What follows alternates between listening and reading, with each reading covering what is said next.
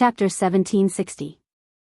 The sorcerer goddess was not only the supreme existence that the people of Yulong mainland worshipped and revered, she was also the symbol of Yulong mainland. The symbol of an eternal and undefeated existence.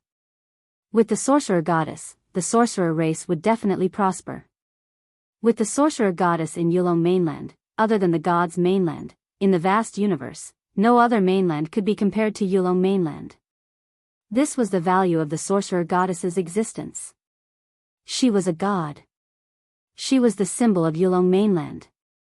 In Yulong mainland, if the sorcerer goddess appeared in front of the aristocratic families of Yulong mainland, it would be like a bolt from the blue to those aristocratic families. Even Shen Wei was dazed for a moment when he first saw Yunjian.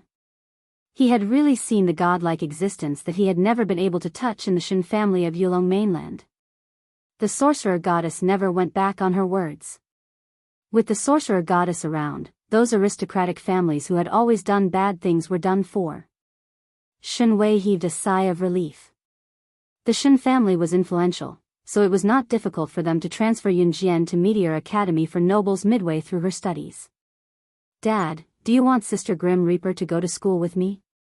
Early in the morning, Shenbai blinked and asked Shen Wei when she saw Yunjian standing in front of her with a shoulder bag. Shenbai was 15 years old this year. Because of her excellent grades, she was smart and eager to learn, so she had skipped 2 grades. She was now in her second year of high school in Meteor Academy.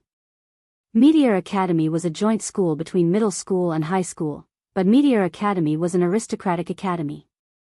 Here, you could only enter if you had money. Furthermore, the teachers and the environment of Meteor Academy were all top-notch. Shenbai was actually quite adorable. Aside from the fact that she was misled by Hua Wenru when she first saw Yunjian and said some unpleasant things to her, Shenbai was actually quite adorable. However, Shenbai had also apologized. Ever since Yunjian saved her brother, Shenbai had been calling Yunjian Sister Grim Reaper. Yunjian did not have any objections and smiled faintly at Shenbai. "Don't tell others that sister is the hand of Grim Reaper. This will bring trouble to big sister." Shenwei shouted at Shenbai. "Dad, I got it." Shenbai stuck her tongue out at Shenwei and then walked over to Yunjian. Halfway through, she turned around and glanced at Shenwei. "Dad, take good care of big brother. We'll be leaving first. Watch the road. Slow down." Shen Wei looked at his daughter Shenbai's departing figure with heartache. He smiled kindly and said. Her home wasn't close to the school, but it wasn't far either. However, Shenbai never took a private car. She was very independent and always ran to school while exercising. Yunjian appreciated this.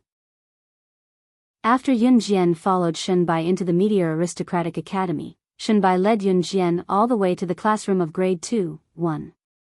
Yunjian came to the school to protect Shenbai, so she was naturally arranged to be in the same classroom. "Sister Grim Reaper, there's still a seat at the back of the classroom. I might have to trouble you to sit at the back of the classroom first because our class has arranged the seating chart before." Shenbai looked at Yunjian apologetically. "It's fine." Yunjian smiled at Shenbai. Early in the morning, Yunjian had just accompanied Shenbai to the classroom and attracted the attention of many students in the class. Among them, a rich boy walked up to Yunjian and looked at Yunjian flirtatiously. "Yo, a transfer student? Little girl, you're quite pretty, aren't you?" Just as he said this, suddenly, a series of exclamations came from the field outside the classroom. "Ah! Young Master Lang is here. Young Master Lang is so handsome. Our young Master Lin is still more handsome. He's indeed one of the 3 school hunks in our school. Oh my God. I'm about to faint from how handsome he is." Such words kept ringing out. When Shenbai heard this, she put down the school bag in her hand in an uproar and said to Yunjian, "Sister, I'll go take a look." Then, she ran out. Yunjian's mission was to protect Shenbai, so naturally, she had to be by her side at all times. Seeing this, she swung her hand and the school bag in her hand flew directly to the empty seat at the back of the classroom from a distance of more than 10 meters. Under the horrified expressions of the large group of students in the classroom and the rich boy who wanted to hit on her, she turned and left the classroom. Chapter 1761. Because of Yun Jian's move, the classroom was in an uproar. However, after the rich boy finished speaking, a boy immediately became unhappy and retorted, "It's just a coincidence. It's just like playing basketball. If you're lucky, a girl can also score 10 goals in a row." The boy who said this was naturally envious of Yun Jian's move just now. He felt that Yun Jian's move just now should not have appeared on a girl. If he could have Yun Jian's move just now and perform it in front of everyone, especially those gullible girls, wouldn't he be able to receive exclamations? It was a pity that the girls were not in the classroom right now. These two girls were all attracted by the three school hunks of Meteor Aristocrat Academy who had just entered the school gate. Yun Jian followed behind Shenbai. She looked at Shenbai as if she had won $1 million. She was so excited that it was as if she had seen a mountain of Grandpa Mao and rushed towards the field. While Shenbai was running, Yun Jian was strolling in that direction. Although Yun Jian's footsteps were slow, her pace was not slow. She could still catch up to Shenbai's pace. The crowd on the field was already in an uproar. Most of the people on the field were girls. One by one, they were screaming as if the rain from the sky was Grandpa Mao. However, in the distance, a boy wearing sunglasses and two other boys wearing branded clothes got out of three luxurious sports cars. It was not hard to tell that these three people were the targets of this group of people's screams. Shenbai stopped running when she was 20 meters away from the crowd. She jumped to a place where she could stand very high and see further. She looked at the one wearing sunglasses among the three boys. Yun Jian simply sat beside Shenbai with a lazy look on her face. After about 10 minutes, the three boys were surrounded by a group of girls as they walked over. However, they passed by this place. Because Shenbai was standing very high, among the three boys, the gentler-looking boy turned his head to look at Shenbai. However, Shenbai did not look at this gentle-looking boy. Her eyes were fixed on the boy in sunglasses in the distance who was called Young Master Leng. This pretty good-looking boy with sunglasses and a cold face was called Leng Yichen. He was one of the three school hunks of the Meteor Aristocratic Academy. He was handsome and cold, and was the future target of many girls. As for the other two, they were also one of the three school hunks of the Meteor Aristocrat Academy. The gentle and elegant boy was called Song Zilin, and the sloppy boy was called Gong Shangjin. The family backgrounds of the three of them were among the best in the entire Z nation. At this moment, the three boys were surrounded by a large group of girls. When they passed by Yun Jian and Shenbai who was standing at a high place, Shenbai screamed at the boy wearing sunglasses. Cold. Before her voice fell, Yun Jian's eyes suddenly flashed sharply. In the next second, she saw a young girl in the distance holding a water sprayer, spraying water in the direction of Yun Jian and Shenbai. It was obvious that she did it on purpose. Yun Jian's eyes flashed slightly, and in the next second, she suddenly flew up. Because there were girls surrounding the three boys, Yun Jian and Shenbai's location was very empty. Therefore, Yun Jian's action of flying up was very attractive. This time, not only did the girls chasing the three school hunks see this scene, even the three school hunks saw it. They saw Yun Jian fly over Shenbai who was standing at a high place. In a short 3 seconds, she turned around and brought Shenbai to a place less than 10 meters away from the sprayer.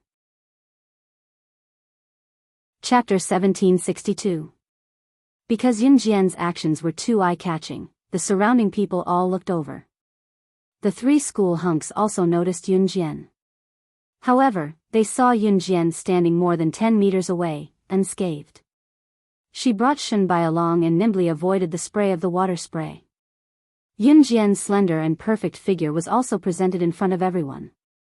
Seeing his brother Leng Yichen stop and look at Yun Jian, Song Zilin raised his eyebrows.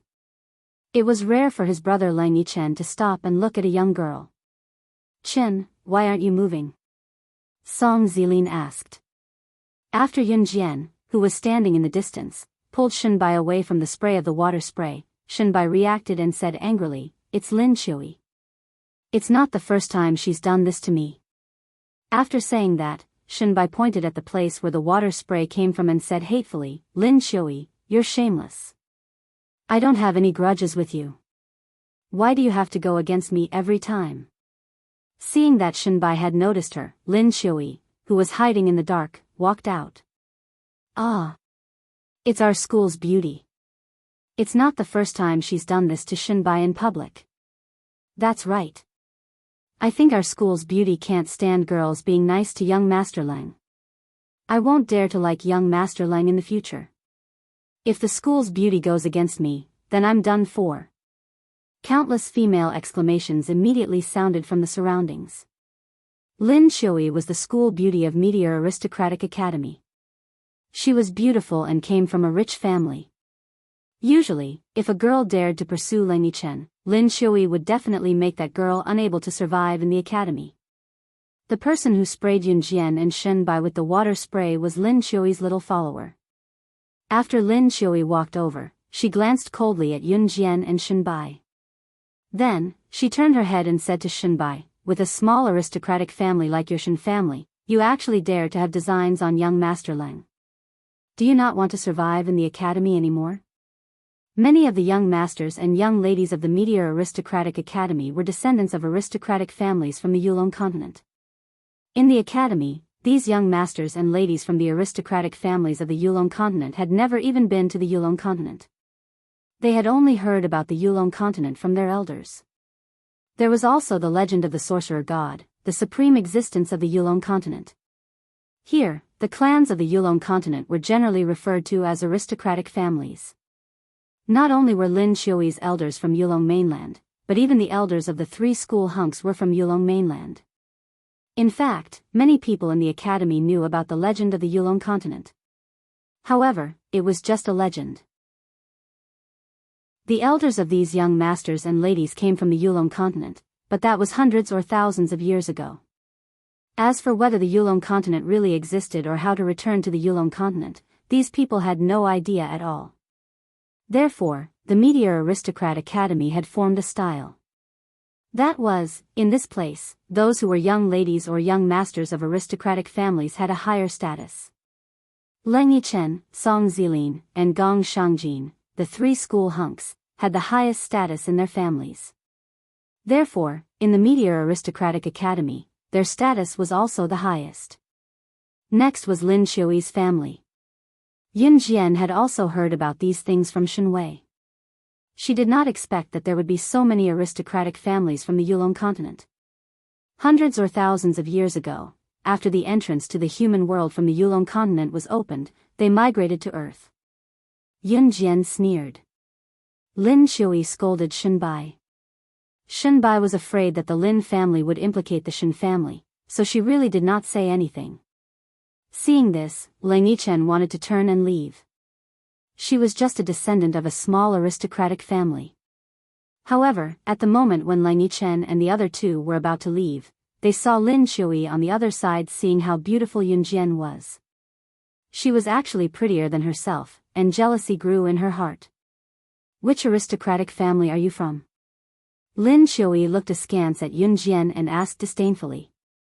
She guessed that Yun Jian was just a young lady from an unknown aristocratic family, or perhaps she was not from an aristocratic family at all. Lin Shui thought confidently. "Do you really want to know who I am?" Yun Jian sneered back. This crisp and pleasant voice made Leng Yichen and the other two who were about to leave stop in their tracks and look curiously at Yun Jian. Of course. Lin Shui was waiting to see Yun Jian make a fool of herself, so she hurriedly spoke up. However, they saw that Yun Jian, who was standing in front of everyone, in front of all the girls around her, including the three school hunks, Leng Yichen, Lin Shui, Shenbai, and everyone else, stopped smiling. Her expression was indifferent, like a revered king, and she said indifferently, "Listen, I will only answer the question of who I am once." Chapter 1763. I am the daughter of the Wu clan of the Yulong continent, the witch goddess who has been in charge of the survival of the Yulong continent for generations. This sentence spread around the field of the Meteor Aristocrat Academy. Yun Jian stood where she was, her cold eyes sweeping across the crowd. Her slender figure stood upright in front of everyone, as if she was a god who held the power to kill. This sentence also spread to the ears of everyone present. It also spread to the ears of Leng Yichen, Song Zilin, Gong Shangjin, as well as the campus belle Lin Shui, who was standing in front of Yunjian. It stirred up the fiery hearts of this group of people, causing everyone present to be flabbergasted. What did you say? You are the daughter of the Wu clan of the Yulong continent, the witch goddess. The legendary sorcerer god. Lin Shui had the biggest reaction when she heard Yunjian's words. She covered her mouth on the spot and screamed.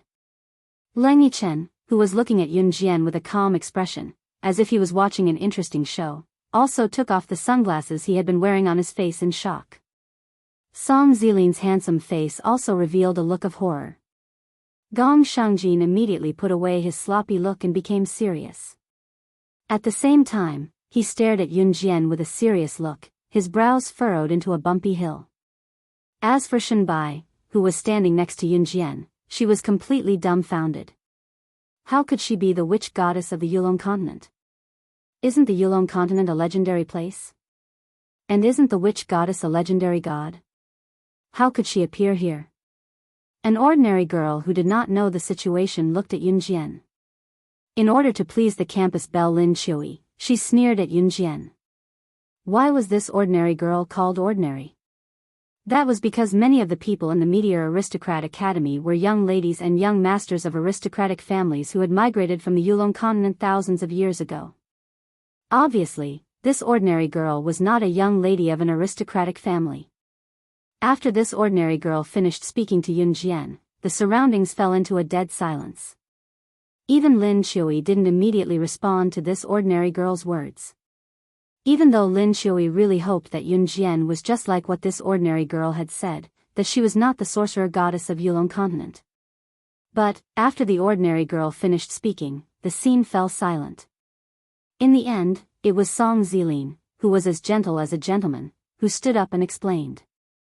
Cough cough, all the descendants of the aristocratic families know that no one can impersonate the sorcerer god of Yulong mainland. Once someone impersonates him, they'll be destroyed. This calamity will happen without you knowing. You will die in a few days, and you won't be able to find out the reason.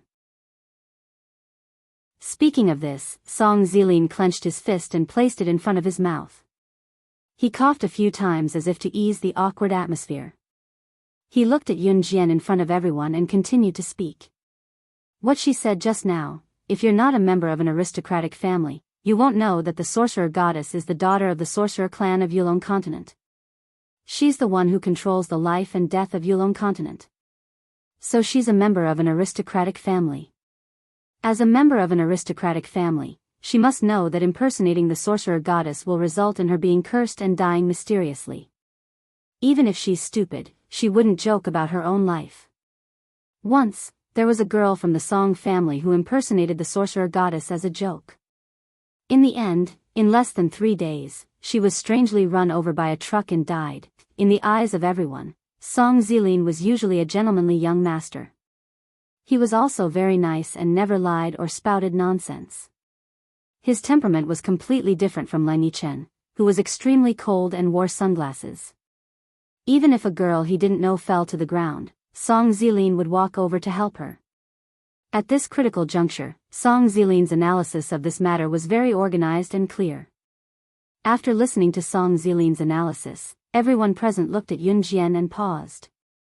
However, Song Zilin's words were heard clearly again. His words made everyone swallow their saliva. There was a moment of panic. Chapter 1764. When Lin Shui heard Yunjian admit that she was the sorcerer goddess, she wanted to fight back like a normal girl against Yunjian. However, as the daughter of a large family, Lin Shui knew the consequences of impersonating the sorcerer goddess. If Yunjian impersonated the sorcerer goddess, she would be cursed. Of course, the person who impersonated the sorcerer goddess must know about the existence of the sorcerer goddess and use her identity to obtain something or gain someone's trust. Only then would this terrifying curse be effective on her. If Yunjian was not the sorcerer goddess, then this curse would have already been effective. Everyone blinked. They did not expect that impersonating the sorcerer goddess would result in such an outcome. If they were to accidentally impersonate the sorcerer god, those who don't know will not be cursed if they impersonate the sorcerer goddess. Song Zilin once again spoke out the fear in everyone's hearts. After a pause, Song Zilin continued to joke with the large group of ordinary girls who were chasing after Lang Yichen, Song Zilin, and Gong Shangjin, who were oblivious to the situation. Just now, Song Zilin said, however, let me tell you a very bad news. Now that you know, if you dare to impersonate the sorcerer goddess, you will be cursed. As soon as this was said, everyone trembled.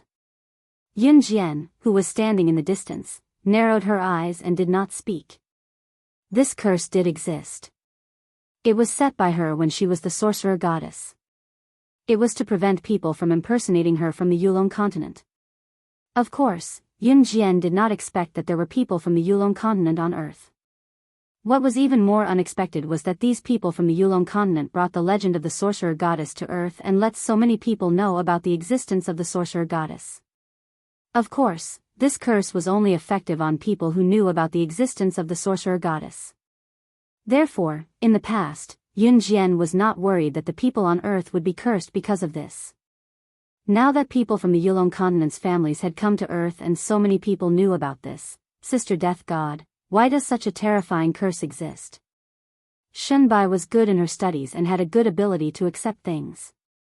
She had already reacted and accepted Yun Jian. At this moment, Shenbai turned her head and asked Yun Jian in front of everyone. Because of Song Zilin's words, everyone present turned their eyes to Yun Jian.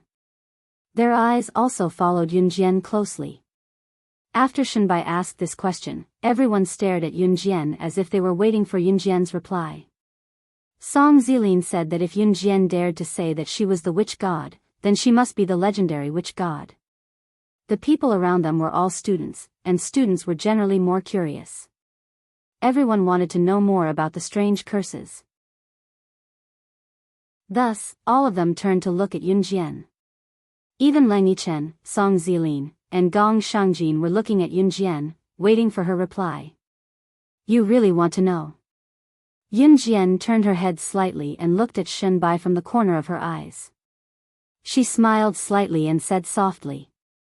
When Yun Jian said this, Shenbai quickly nodded, yes, yes. Sister Death God, I want to know why. At this moment, everyone's focus was no longer on why Shenbai called Yun Jian Sister Death God. Everyone's hearts tightened for no reason. At this moment, Yun Jian's smile suddenly disappeared in front of everyone and she said coldly, I was cursed by the witch god. I, the witch god, have protected the witch race for thousands of years in the Yulong continent. I once defeated 1009 continents who invaded and slandered my Yulong continent. I once led the Yulong continent to become an existence second only to the gods' continent among the tens of millions of continents in the vast universe. Chapter 1765. Yun Jian's words reverberated throughout the entire place. Everyone who heard her words had a moment of horror and shock. Especially the young ladies and young masters of the aristocratic families. At this moment, a large group of people were dumbfounded as they listened to Yun Jian's words. They opened and closed their mouths, but in the end, no words came out. The young ladies and young masters of the aristocratic families had only heard the elders of their families mention what Yun Jian said. In this vast universe, there were tens of millions of continents. That's right, there were tens of millions of worlds like the Yulong continent other than Earth. However, these tens of millions of continents were all connected to each other. There was no way to go to Earth alone, or to go from Earth to the tens of millions of continents directly. Even if the top masters of the tens of millions of continents wanted to go to Earth, there was no way at all. Earth and the continents were like two unrelated worlds, each living their own lives. Until a few thousand years ago, the Lord God of the Gods continent forcibly tore open the passage from the Yulong continent to Earth, connecting the two places that would never be connected. As for Lang Yichen, Song Zilin, Gong Shangjin, Lin Xiui, Shenbai, and the other ancestors of the aristocratic families of the Yulong continent, they came here through that passage. However, hundreds of years ago, the passage collapsed, so the aristocratic families of Lang Yichen and the others did not know how to return to the Yulong continent. After settling down on Earth for a few generations, their understanding of the Yulong continent could only be found through the records of their ancestors or the books passed down. Undoubtedly, these people did not know that the stone cave in the ancient tomb was the entrance to the Yulong continent. Of course, even if these people knew, they could not go back because it had been passed down for generations. The ancestors who had the strength of the Yulong continent had passed away, leaving behind Lang Yichen and the others who were only descendants of the aristocratic families. They did not have the ability to pass through the stone cave at all. However, whether it was Lang Yichen or the descendants of the aristocratic families present, they had all subconsciously heard that the Yulong continent was at the bottom of the tens of millions of continents. The women of the Yulong continent were so lowly that any man from the continent could violate them. The people of the Yulong continent lived a life worse than death. That was the fate of the weak. However, at that time, the daughter of the sorcerer clan led the sorcerer clan to rule the entire Yulong continent. In just a few decades, the Yulong continent became an existence second only to the gods' continent. Among the tens of millions of continents, the Yulong continent was originally the lowest level continent. However, the sorcerer clan's daughter led it to the peak of the tens of millions of continents. It could be said that the Yulong continent was the strongest continent because of the sorcerer continent's continent at that time. This matter had shaken the entire universe at that time. The sorcerer's battle. As for the deity's continent, it was a hidden continent. The people living on the deity's continent were all deities. Gods of the continents, gods of the continent of the world continent would be continent. There were even rumors that the sorcerer god had once killed a deity from the deity's continent. Had it all of the peoples. SSSS world continent and of the S. When they first heard it, they were all frightened. However, the fear at that time was not as shocking as what Yun Jian had just said. What Lang Yichen and the others had heard at that time was only a rough idea. Yun Jian had just told them the details that they did not know. People who weren't there wouldn't be able to understand this kind of shocking feeling. There was no doubt that Yun Jian, as the sorcerer god, was a strong person. How strong was she? Chapter 1766. After Yun Jian finished speaking, a large group of people stood around her. There were at least a few hundred people. But whether it was the group of girls who chased after Lang Yichen's group, or Lin Qiui and Shen Bai, at this moment, everyone was stupefied and speechless. When Yun Jian said what she said just now, it was as if the people around her could see the smoky battlefield. And the sorcerer goddess's body that made people tremble. Lin Qiui swallowed hard. When she came back to her senses, she saw that Lang Yichen, whom she admired, was looking at Yun Jian with great interest. Seeing this, Lin Qiui's hands suddenly clenched into fists. Who cared if she was the sorcerer goddess or not? How dare she attract the attention of her man? She must have a death wish. Don't talk as if you're really the sorcerer goddess. Young Master Lin just said that you're the sorcerer goddess. Do you really think you're the sorcerer goddess? Besides, we don't even know if that curse is effective. What if you mysteriously die in a few days?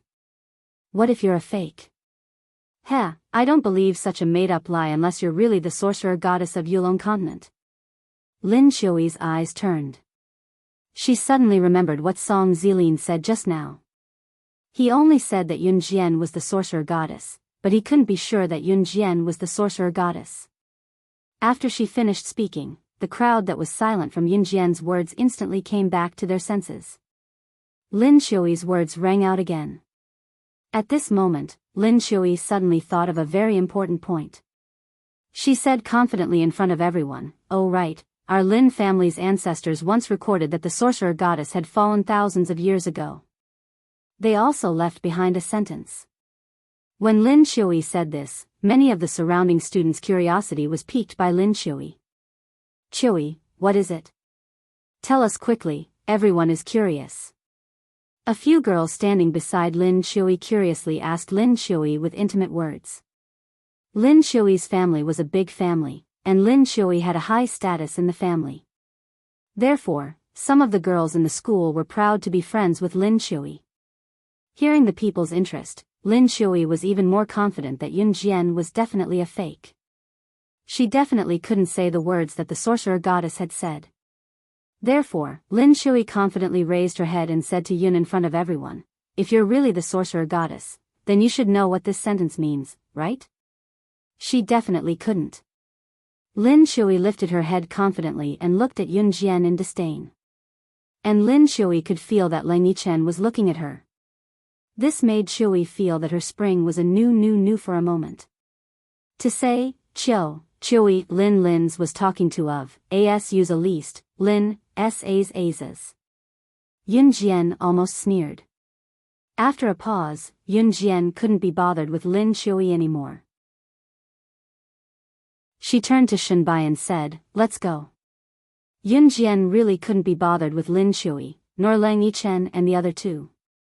But seeing Yun Jian like this, Lin Shui felt that her guess was right. You really aren't the sorcerer goddess.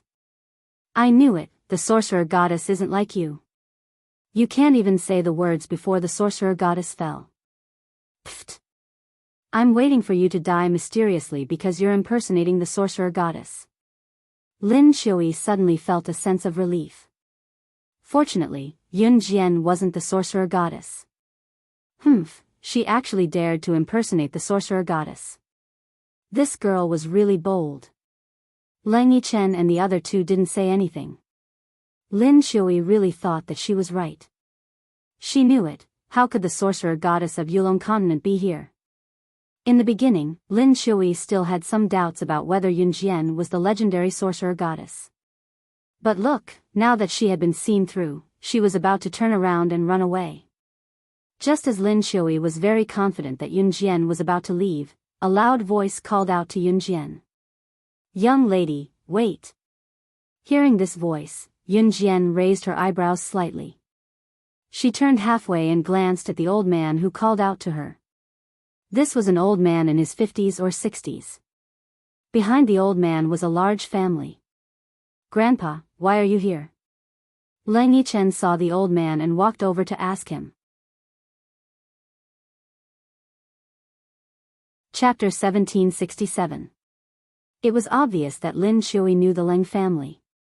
Lin Shui's family was also an aristocratic family from the Yulong continent, and it was one of the most influential families in the country.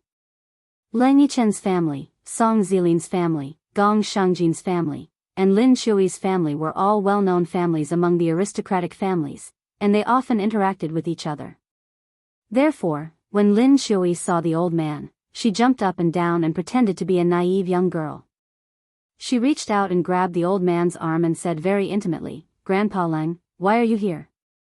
When Lin Shui talked to the old man, she glanced at Yun Jian from the corner of her eyes, as if it was an honor for her to know the old man. The old man was Lang Yichen's biological grandfather and the current master of the Leng family, Master Leng. Master Leng got the news that a girl in the meteor aristocratic school claimed that she was the goddess of witchcraft. Therefore, Master Leng hurried to the school with his family. The moment he saw Yun Jian, Master Leng felt that Yun Jian was extraordinary, so he stopped her at once. Old Master Leng ignored his grandson, Lang Yichen, and granddaughter, Lin Shui, who were family friends. His sharp gaze landed on Yun Jian as he asked her in front of everyone, "What do you think? Young lady, are you really the goddess of witchcraft from the Wu family on the Yulong continent?" Master Leng was very excited when he said that, and everyone present could feel his emotions at the moment. As soon as Master Leng asked that question, Lin Shui, who was standing next to him, said in a sharp voice, "Grandpa Leng, she's not. I've just asked around. She's not the goddess of witchcraft at all. She's just bluffing." As Lin Shui said that, she pointed her nose at Yun Jian and made a few strange sounds. Yun Jian, on the other hand, stopped in her tracks and studied old Master Leng with narrowed eyes. "Are you, from the Leng family?" Yun Jian raised her eyebrows slightly. "Yes, I am." Master Leng nodded excitedly. Seeing that Master Leng was talking to Yun Jian, Lin Shui was unhappy again. "Grandpa Leng, she's just a swindler. She scared us just now." "Tsk, we almost thought that she was the legendary goddess of witchcraft. I was wondering how the legendary goddess of witchcraft could look like this. Lin Shui's was talking again. How could the legendary goddess of witchcraft? Was Leng's heart's eyes? How could it be so exquisite? Lin Shui did not want to admit it, but she had to admit that Yun Jian was beautiful. Lin was so beautiful, even she wanted to tear her face was beautiful. How could there be such a beautiful woman in this world? The goddess of witchcraft was already so powerful. If she also had such a beautiful face, how could they still live? Master Lang ignored Lin Shui's words. At this moment, in front of everyone, Master Lang was looking at Yun Jian with an indescribable excitement. Yun Jian suddenly smiled. She looked at Master Lang and asked again, "Are you from the Lang family who has been guarding the ancient mythical beast Tao Tai in the northern part of the Yulong continent?" Yun Jian's words confused everyone. What did she mean by the northern part of the Yulong continent? What ancient mythical beast Tao Tai? Are you going to say something to make us think that you're the goddess of witchcraft? Let me tell you, we won't believe you. Lin Shui was slightly stunned when she heard that. Then, she quickly reacted and yelled at Yun Jian. However, just when everyone was puzzled, Lin Shui's unpleasant yelling was heard. Old Master Lang, who stood in front of Yun Jian, suddenly knelt down in front of Yun Jian like a commoner in Yulong mainland worshipping the sorcerer deity. Goddess of witchcraft. You're really the goddess of witchcraft. 1,000 years ago, when the Lang family was still in the Yulong continent, we were once indebted to you. The Lang family will never forget the teachings of our ancestors. Chapter 1768. The Lang family had the highest status among all the families of the young ladies and young masters present. Of course, it was only limited to the families of the young ladies and young masters present. Not all the families from Yulong mainland sent their children to Meteor Academy to study. Other than the families of the young ladies and young masters who were studying at the Meteor Aristocratic Academy who came from the Yulong mainland, there were many other aristocratic families in the southern city of the Jianghu province. Of course, the Lang family was the biggest among the families of the students studying in Meteor Academy. Therefore, Lang Yichen was the most popular in Meteor Academy. He was handsome and could be said to be the perfect man in the eyes of these infatuated girls. In the eyes of the students of Meteor Academy, the Lang family was the supreme existence. As the head of the Lang family, Master Lang was undoubtedly the object of everyone's admiration. However, such an object of everyone's admiration was kneeling in front of Yun Jian, who was also a student of Meteor Academy. The surrounding students, including the group of Lang family members behind Master Lang, were all dumbfounded. "Grandpa Lang, you. How can you kneel in front of her? Even if she's really the witch goddess, how can you kneel in front of her? You're an elder. She should be the one kneeling in front of you." Lin Shui was dumbfounded. She never thought that Master Lang would kneel in front of Yun Jian in front of everyone. The people around, including Lin Shui, Lang Yichen, Song Zilin, and Gong Shangjin, were all dumbfounded. They thought that the excitement on Master Lang's face when he saw Yun Jian was already shocking enough. However, Master Lang actually knelt in front of Yun Jian. Judging from Master Lang's tone, it seemed that the Lang family had received the witch goddess favor when they were in Yulong mainland. Lin Shui's words were quickly interrupted by Song Zilin. Song Zilin was a smart person. He looked at Lin Shui and coughed twice, then pointed out Lin Shui's words. If she's really the witch goddess, she already existed in this world when our ancestors were still in Yulong mainland. In terms of seniority, Grandpa Lang is indeed younger than her. Song Zilin, Lang Yichen, and Gong Shangjin were good friends and had grown up together. Because aristocratic families interacted with each other and Lin Shui loved Lang Yichen, Song Zilin often ran into Lin Shui. Song Zilin didn't like Lin Shui, so he couldn't help but interrupt Lin Shui. Song Zilin's words were like a slap to Lin Shui's face. That was right. If Yun Jian was really the witch divinity, her seniority would be much higher than old Master Lang's. As soon as Song Zilin's words fell, Lin Shui's face instantly sank. She looked as if she had eaten dog shit, and her whole person was stupefied on the spot. Yun Jian didn't pay attention to what the people around her were saying. She looked at Master Lang, who was kneeling in front of her, and continued to ask him calmly. The Leng family of the Yulong continent wasn't in a bad situation back then. Why would the Leng family, who had guarded the ancient divine beast Tao Tai for thousands of years for the Yulong continent, fall to such a state? The Leng family's status and situation in the Yulong continent weren't bad back then, and they were also one of the families that guarded the ancient divine beast. Yun Jian was puzzled because of this. I don't know much about it, but according to the records of our ancestors, ever since the fall of the sorcerer god, a group of mysterious men in black who were so powerful that no one could stop them started hunting down all the aristocratic families who were on good terms with the sorcerer tribe. The Leng family was one of them. Back then, the Leng family was hunted down by the mysterious men in black, and only a few of them were left. The few who escaped alive were the ancestors of the Leng family. Master Leng told Yun Jian everything he knew. Mysterious men in black. So, all the aristocratic families that were on good terms with the sorcerer tribe were killed? Yun Jian frowned. Chapter 1769. Under Yun Jian's questioning gaze, old Master Leng nodded. Yes, it's not just the Leng family. Many noble families who were close to the Wu tribe were also killed by the mysterious men in black back then. Old Master Leng had never experienced these things. It was recorded in the Leng family's genealogy. Therefore, his tone was calm when he said that, naturally, he would not feel the same way. Yun Jian nodded slightly and turned to look at old Master Lang, who was kneeling in front of her, saying faintly, "You don't have to kneel to me here in the future. I saved the Lang family back then, it was just on the way. You don't have to take it to heart." After that, Yun Jian paused before she added, "Also, you don't have to call me witch goddess when you see me in the future. My name is Yun Jian, you can call me by my name."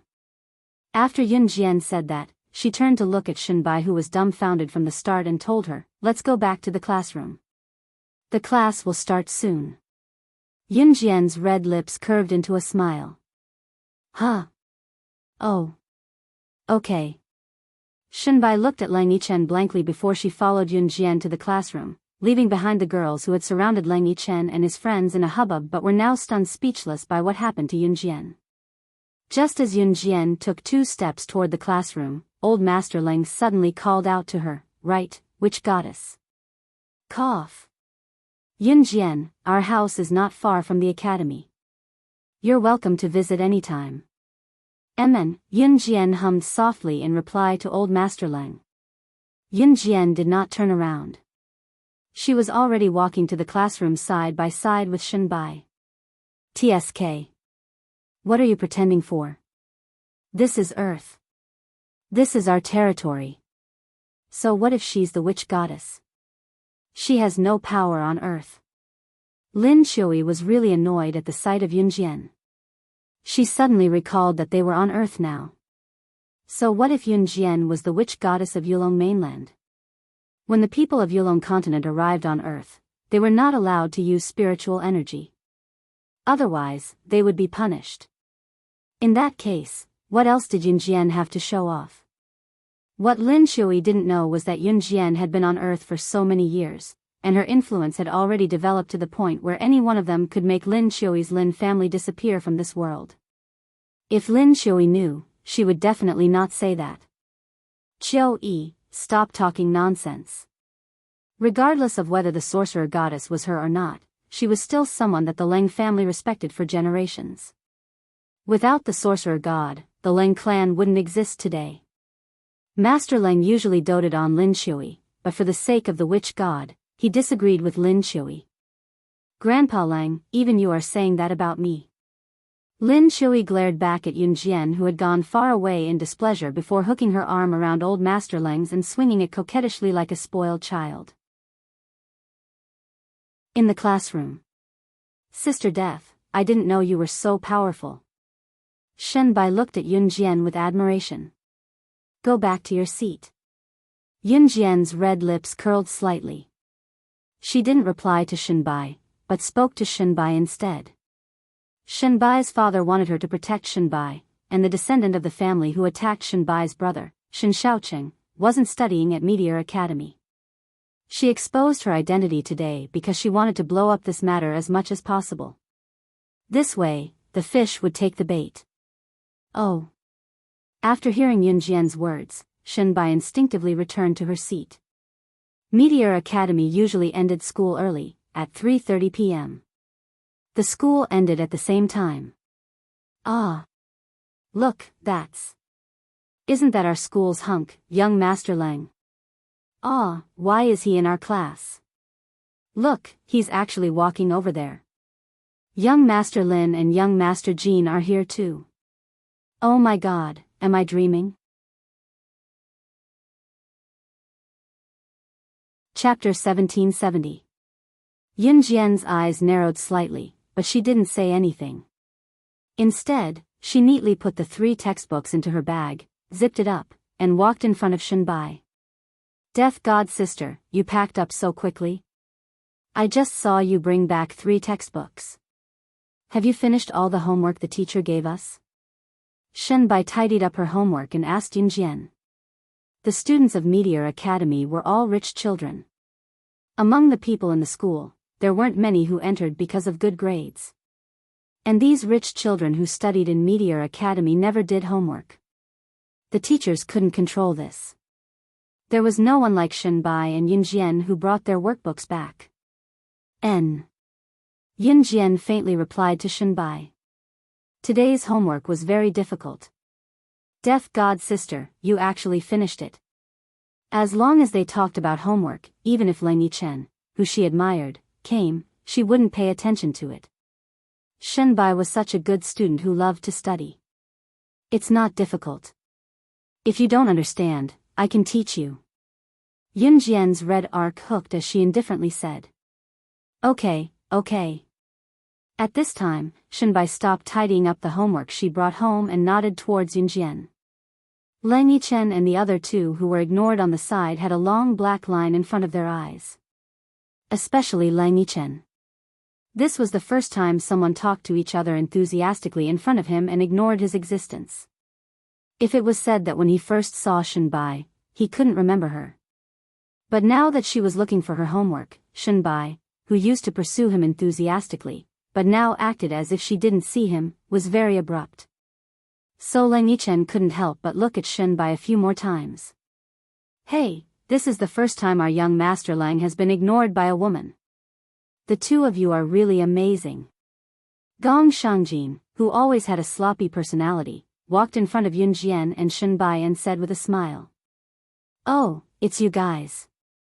Shenbai finally reacted. Leng Yichen and the other 2 actually came to her classroom. My grandfather invited the 2 of you to my house. Especially Yun Jian. Leng Yichen, who took off his sunglasses, was quite good-looking. He glanced sideways at Yun Jian and said. Wow, really? Shenbai's eyes lit up. At the same time, she hastened to pack her bag. After packing, she hooked an arm around Yun Jian and said to Yun Jian, Sister Death, let's go together. Since Shenbai wanted to go, Yun Jian naturally followed. The Leng family's villa was slightly different from the Shen family's villa. The Leng family's villa was more antique. Walking into the Leng family's villa, Yun Jian felt like she had returned to Yulong mainland.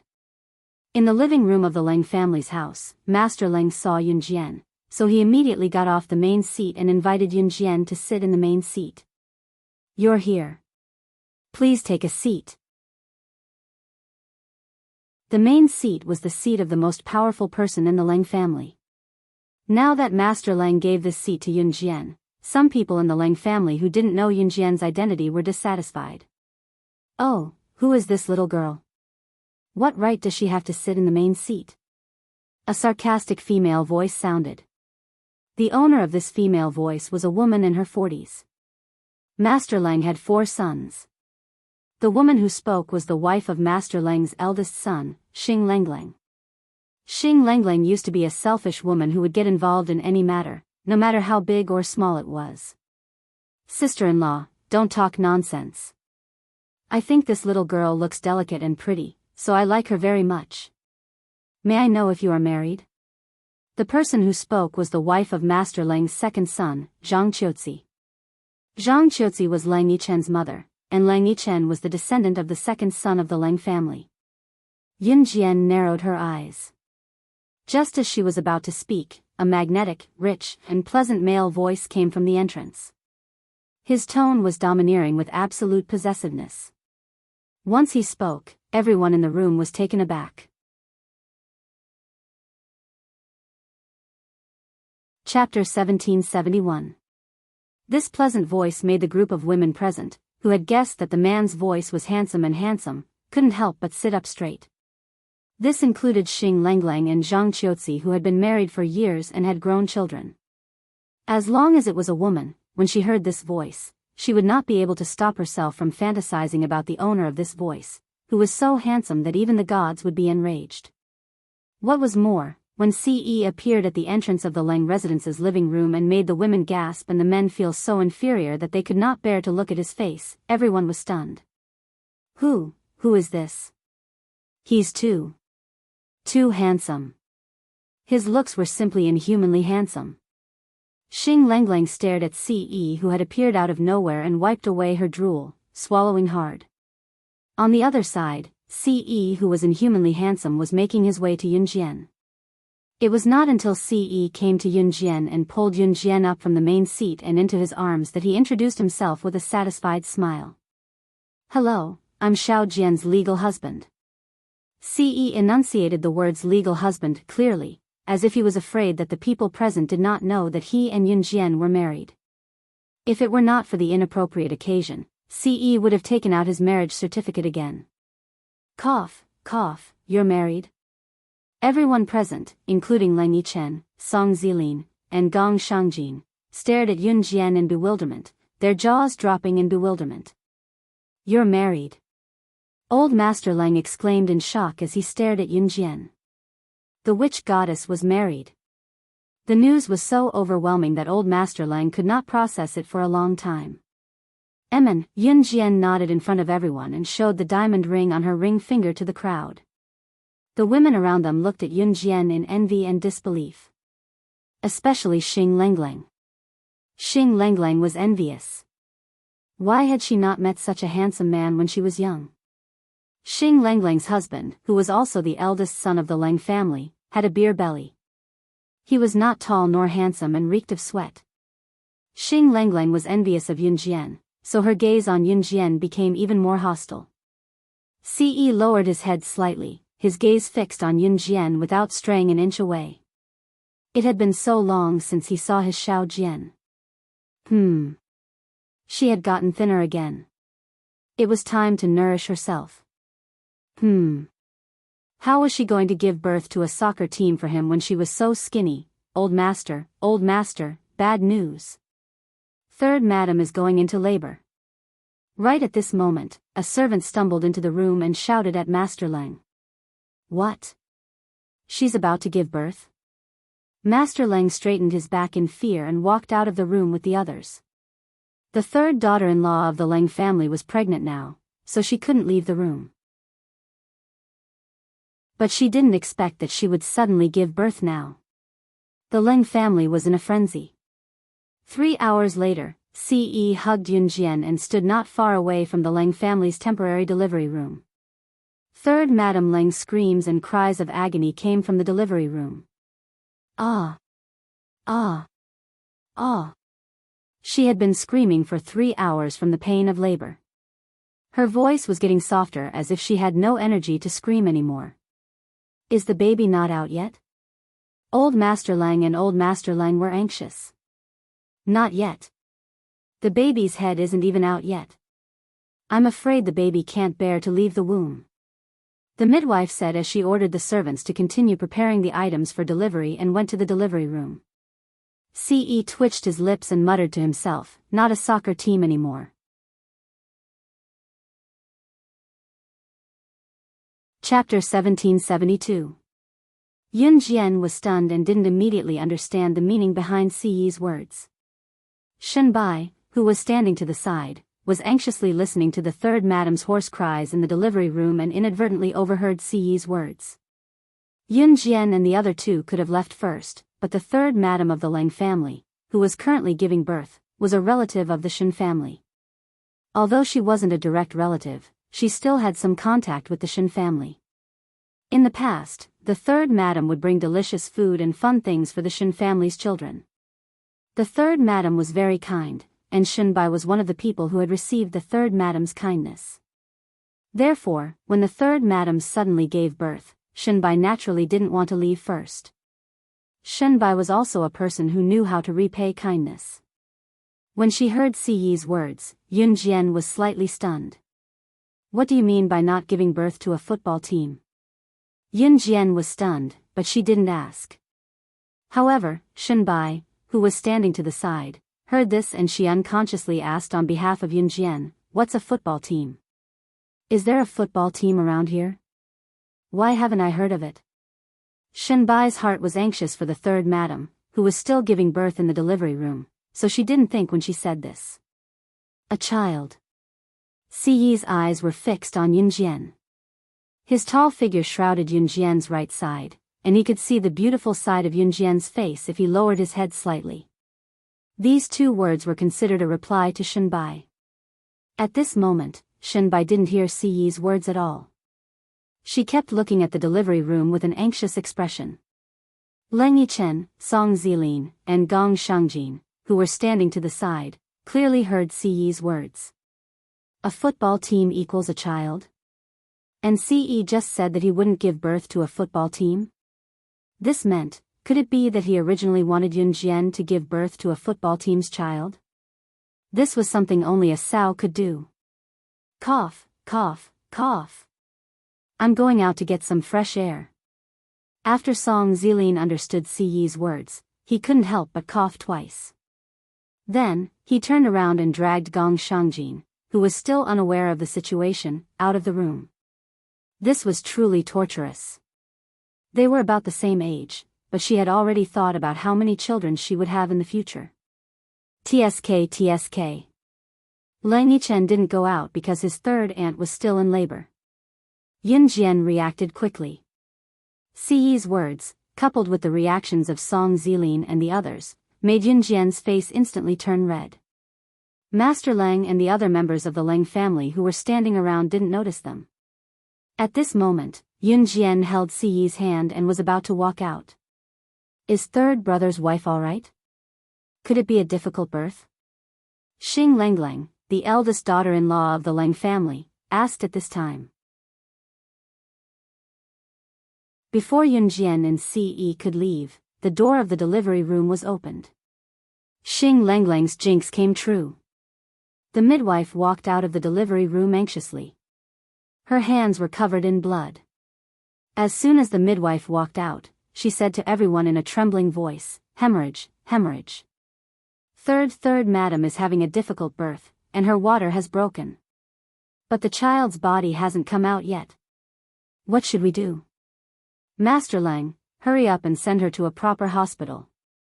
If it's any later, we can only save one child."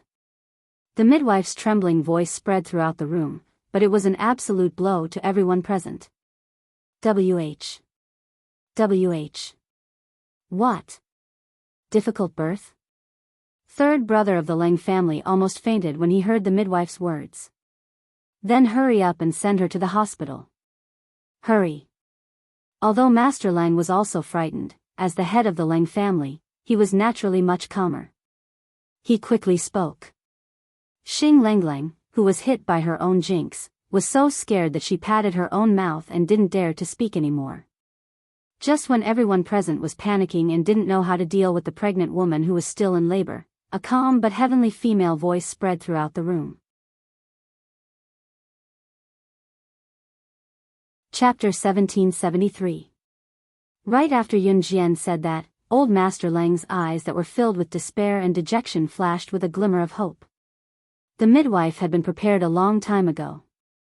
The third madam of the Leng family was getting bigger and bigger and could give birth at any time, so the Leng family had prepared the best midwife. In this era, the hospital technology and equipment were not particularly developed. It was fine if a pregnant woman had a normal delivery, but if she encountered a difficult labor, the chances of survival were almost slim. Of course, the chances of a difficult labor were relatively small, only about 20%. If it was now, if she had a difficult labor, she could immediately be sent to the hospital for a cesarean section. Although there would be a scar on the belly after the delivery, it was better than having her life in danger. In 1999, even if there was something like a cesarean section in this era, few hospitals would carry it out. After all, the technology of a cesarean section was not very good at this time.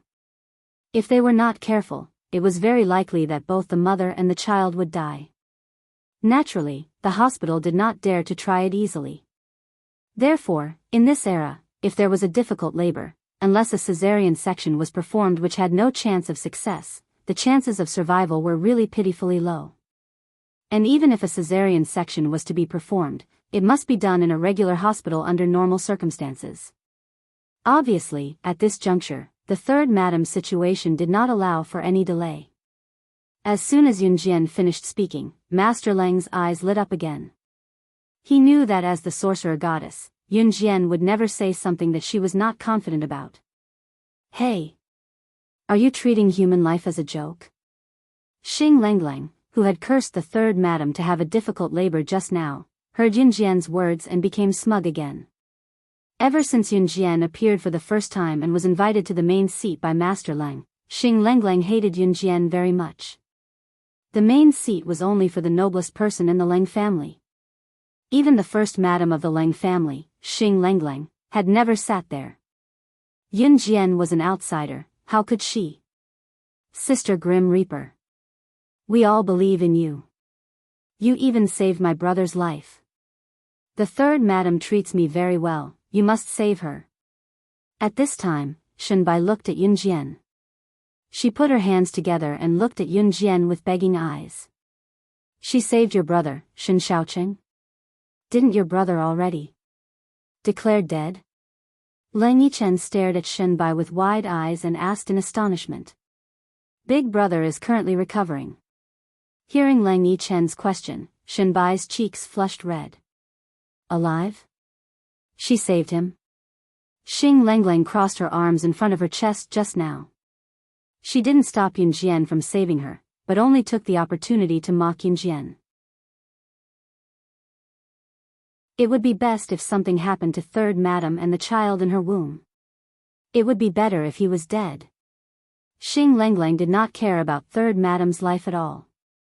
At this moment, after hearing Shenbai and Leng Yichen's words, Xing Lenglang's face was slightly startled. She was clearly frightened. How could a dead person come back to life? Was that for real? At this time, Yunjian ignored everyone as she walked straight to the delivery room and said indifferently, "Prepare a set of surgical tools for me and perform the C-section immediately." With the Leng family's influence, it was not difficult for them to obtain these tools. Ce stood where he was, watching Yunjian walk into the delivery room with a gentle gaze. When his Xiao Jian was pregnant with his child in the future, he would definitely capture all the best midwives in the world and have them be on standby for delivery at any time from the day Xiao Jian was pregnant. He would not allow any hint of danger to exist. At this moment, the best midwives in the world were completely unaware that they were being targeted. Moreover, the person who targeted them would bring them home on the first day of his woman's pregnancy. When the doctors found out that this person had done so, they looked like they had eaten dog sh*t, brother. Other people only prepare midwives when the due date is approaching. Why did you prepare all the doctors on the first day of your wife's pregnancy?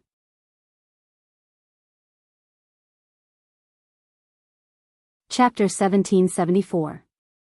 Ce grinned. It was fortunate that he had come to the Leng family to look for Xiao Jian today and had even seen the third madam of the Leng family giving birth.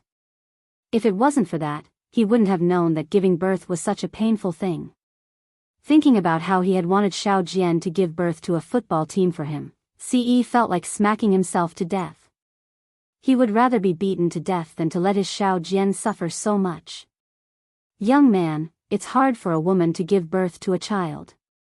Back when my first wife was still alive, she was in pain for 4 times and left me 4 children. Sigh. If I had doted on her more back then, I wouldn't have to regret it so much now, Old Master Lang went to Ce and grumbled softly. Then, Old Master Lang turned to Ce. Not knowing Ce's identity, Old Master Lang patted Ce's shoulder and said earnestly, "Young man, you have to pamper your wife more in the future. Don't disappoint me." Old Master Lang's earnest words made Ce's eyes light up. "I don't need your reminder," Ce said with a straight face, not even looking at Old Master Lang. Old Master Lang chuckled at that. "That's great. That's great." The witch goddess had a descendant now. Old Master Lang was relieved because he knew that his third madam was absolutely safe with Yun Jian around. Yun Jian would not disappoint Old Master Lang. 2 hours later, a baby's cries were heard and Yun Jian walked out of the delivery room. The midwife's coaxing voice came from the delivery room. Everyone who heard it breathed a sigh of relief. "The mother and child are both safe now. Send the mother to the hospital in an hour. The hospital will take care of the following symptoms," Yun Jian said faintly. Even when he knew the outcome, Old Master Lang's tense heart relaxed. "Really? Thank you. Thank you. Thank you. You are the benefactor of our husband and wife. Thank you." When Old Master Lang heard Yun Jian say that his wife's life was no longer in danger and the child was born safely, he rushed over to grab Yun Jian's hand to thank her. Before his hand could touch Yun Jian, however, it was slapped away by a large palm. Ce flung Old Master Lang's hand away and said with a dark face, "Don't touch my woman's hand." Ce said this with a straight face, his cold and handsome demeanor sending a shudder through the third son of the Lang family. In the end, Old Master Lang bowed to Yun Jian from afar and thanked him again. After Madame Yun Jian's family, the Lang family's family, Yun Jian. After making sure everything was fine, Yun Jian returned to the Shen family with Shen Bai. Old Master Lang to Yun's as a family for a while longer. For Yun Jian's for him for Yun. She said that she was going to Anhun to look for him. She had said this many times, but Yun Jian never went to Anhun to look for Ce. Although Ce didn't say anything, he was still a little disappointed. It was not Yun Jian's fault, though. The time was not up yet. The surprise had to come after the disappointment. Only then would one feel surprised and delighted.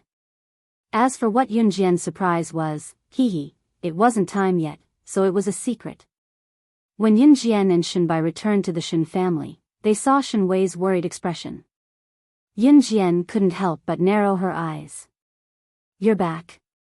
Shen Wei looked at Yun Jian with worry and asked. "Yeah, we went to Grandpa Lang's house as guests. Then, third madam gave birth, so we came back late," Shen Bai explained to Shen Wei. It was already 8:30 p.m., so they came back late. Just as Shen Bai finished speaking to her father, Shen Wei nodded to Shen Bai. "Then we'll go do our homework. We won't make it in time." Shen Bai turned around and held Yun Jian's hand as they ran upstairs. "Which?" "Yun Jian, wait, I have something to say to you," Shen Wei suddenly called out to Yun Jian. "What is it?" Shen Bai was stunned. Go back to your room and do your homework." Shen Wei urged Shen Bai. Okay. If you can't let me hear it, Shen Bai pretended to be angry and snorted the word humph. When this humph came out of Shen Bai's mouth, it didn't sound like a bad woman's voice. Instead, it sounded cute. Yun Jian narrowed her eyes and walked into the study with Shen Wei. Great witch god. Those aristocratic families that colluded with each other to deal with us suddenly sent me an invitation, saying that they want to invite all the aristocratic families to a banquet. Just as they walked into the study, Shen Wei cut to the chase and frowned as he spoke to Yun Jian. Unexpectedly, when Yun Jian heard this, her eyebrows raised slightly.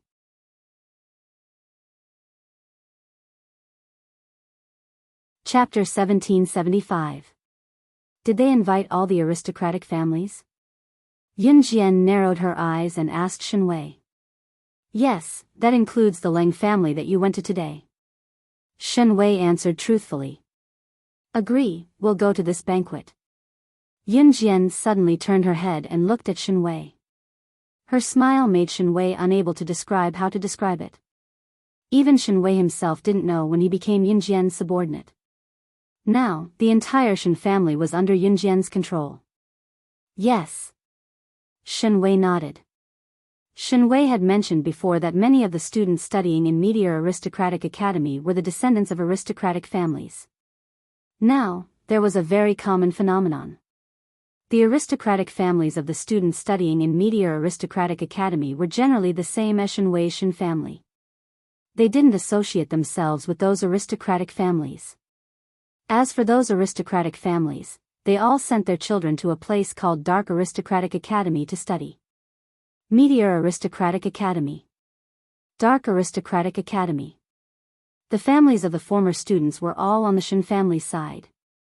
The families of the latter students were all in cahoots with those aristocratic families. If you don't cooperate with our aristocratic families, we'll kill your aristocratic families. Therefore, there was such a saying before. Which side these aristocratic families stood on depended on which academy they sent their children to study in. Currently, it seemed that the aristocratic families of the students studying in Dark Aristocratic Academy were generally stronger than the Shen and Leng families. Therefore, Shen Wei's son, Shen Shaocheng, was clearly framed by those aristocratic families who wallowed in the mire. But in order to protect the entire Shen family, Shen Wei forcibly endured it. On Friday, Meteor Aristocratic Academy was on holiday. Many aristocratic families' children were sent to Dark Aristocratic Academy. This time, the aristocratic families that were hostile to the Shen and Leng families set the banquet at Dark Aristocratic Academy. The theme of this banquet was a masquerade ball. Apart from the aristocratic families' children who could participate, all the Meteor and Dark Aristocratic Academy's children who weren't from aristocratic families could also participate. Naturally, they had to dress up before going. Shen Bai didn't know the danger of this banquet. She was like an innocent little girl, choosing her favorite dress and carefully dressing herself up.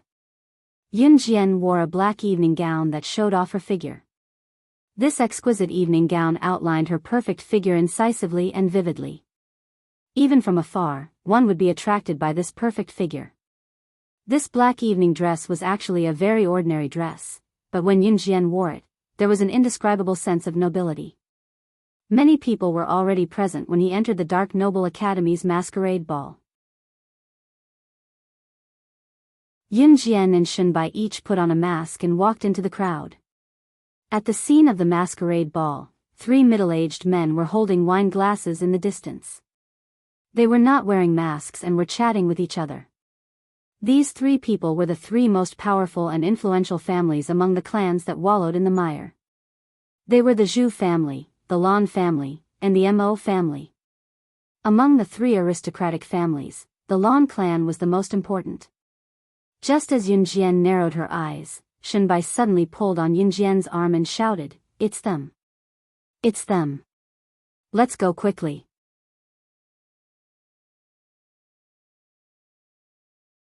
Chapter 1776. It's you too. The moment he saw Yun Jian and Shen Bai walk over, Song Zilin quickly recognized the masked Yun Jian and Shen Bai. He happily waved at Yun Jian and Shen Bai. For the matter 2 days ago, I thank you on behalf of Third Aunt. Even Leng Yichen, who always had a cold appearance, nodded towards Yun Jian. Yun Jian also very indifferently nodded. Leng Yichen and the other 2 were all wearing masks and looked like young masters in their youth.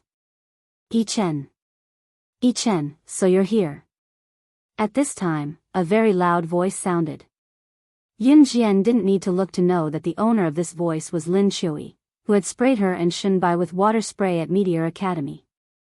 When she saw Yun Jian and Shen Bai, Lin Chui, who was also wearing a mask, immediately recognized Yun Jian and Shen Bai. "It's you guys. Why are you guys here?" This was Lin Chui's first reaction. When she saw Yun Jian's perfect figure that made people jealous wrapped in this unremarkable black evening gown, Lin Chui's jealousy rose to the extreme. Just as Lin Chui fiercely glared at Yun Jian's eyes suddenly lit up. She reached out and grabbed Shen Bai, then turned a small circle to the left to dodge. A jet of bright red liquid sprayed in the air like a fountain and flew past where Yunjian and Shunbai were standing at a speed that was visible to everyone, heading straight for Lin Qiui, who was standing right in front of the spot where Yunjian and Shunbai were standing just now.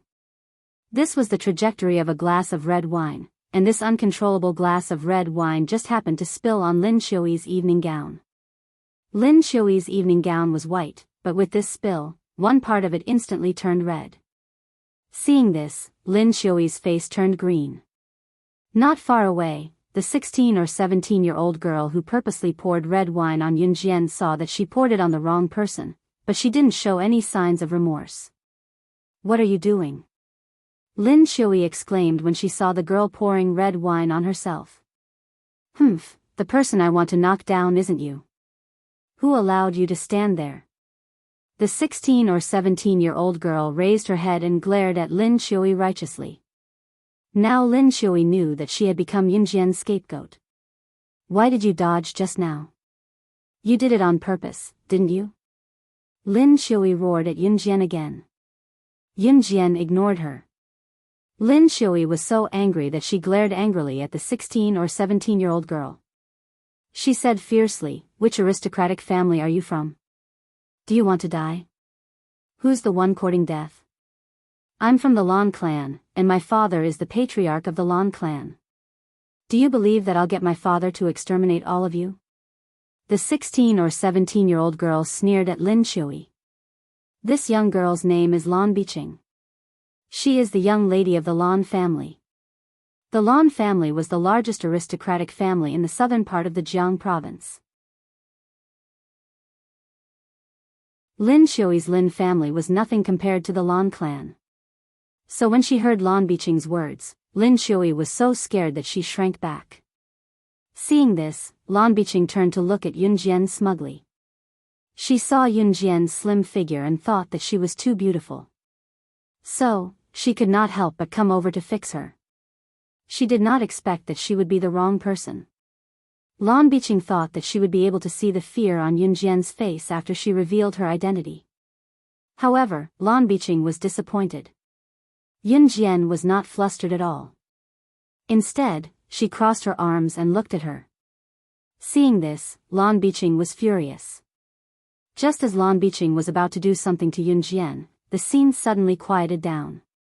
On the stage, the patriarch of the Lan clan, Lan Hongtian, who was also Lan Biqing's father, was standing there. He gestured for the crowd to quiet down. Lan Hongtian's power was overwhelming. So, the crowd immediately quieted down and did not dare to say a word. Then, Lan Hongtian's voice rang out. "The reason I'm holding a masquerade party here today is to let everyone enjoy themselves."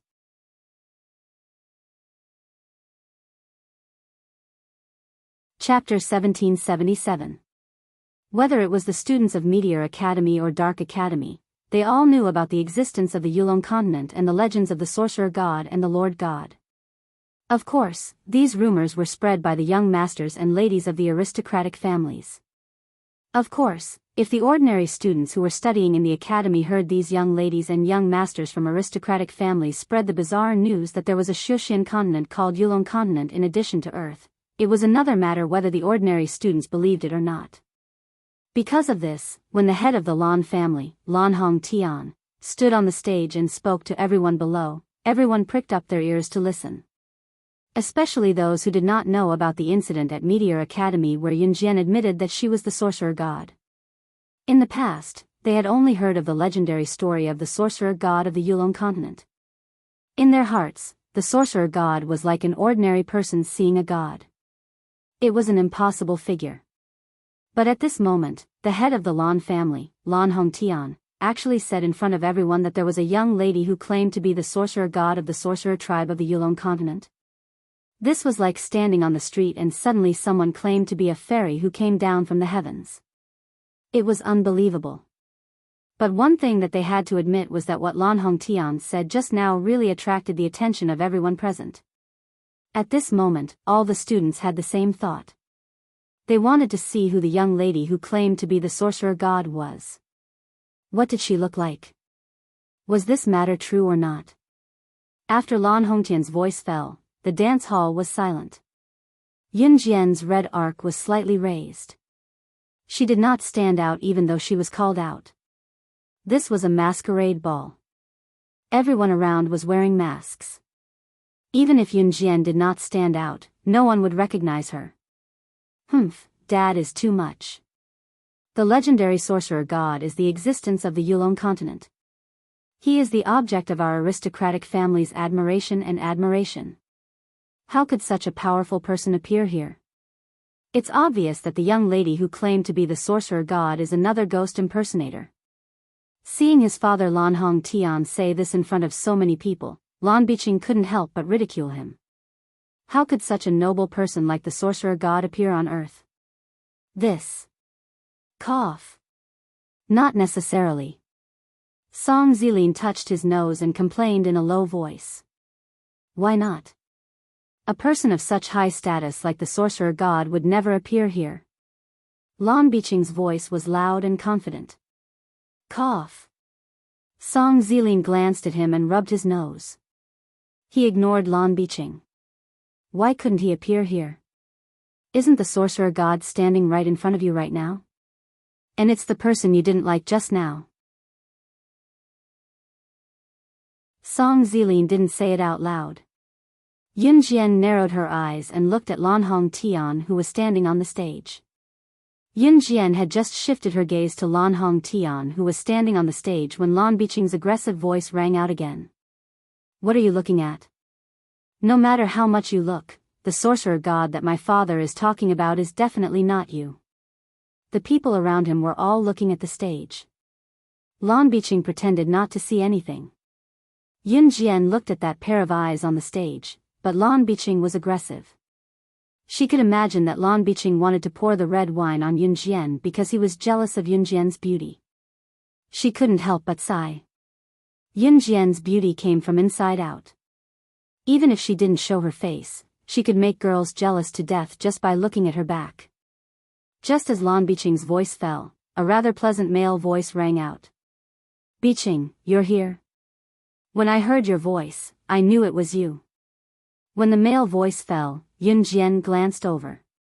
She saw two masked boys standing in front of her. One look and you could tell that their status wasn't low. The one who spoke was the shorter one on the right, and the one on the left didn't say anything. Beside the two boys stood a large group of young boys and girls. When Lan Biqing saw the boy on the left who didn't say anything, his eyes lit up. He shouted excitedly at the boy who didn't say anything, Brother Shiling. You're here. It took me a long time to find you. As he spoke, Lan Biqing glared at Yun Jian.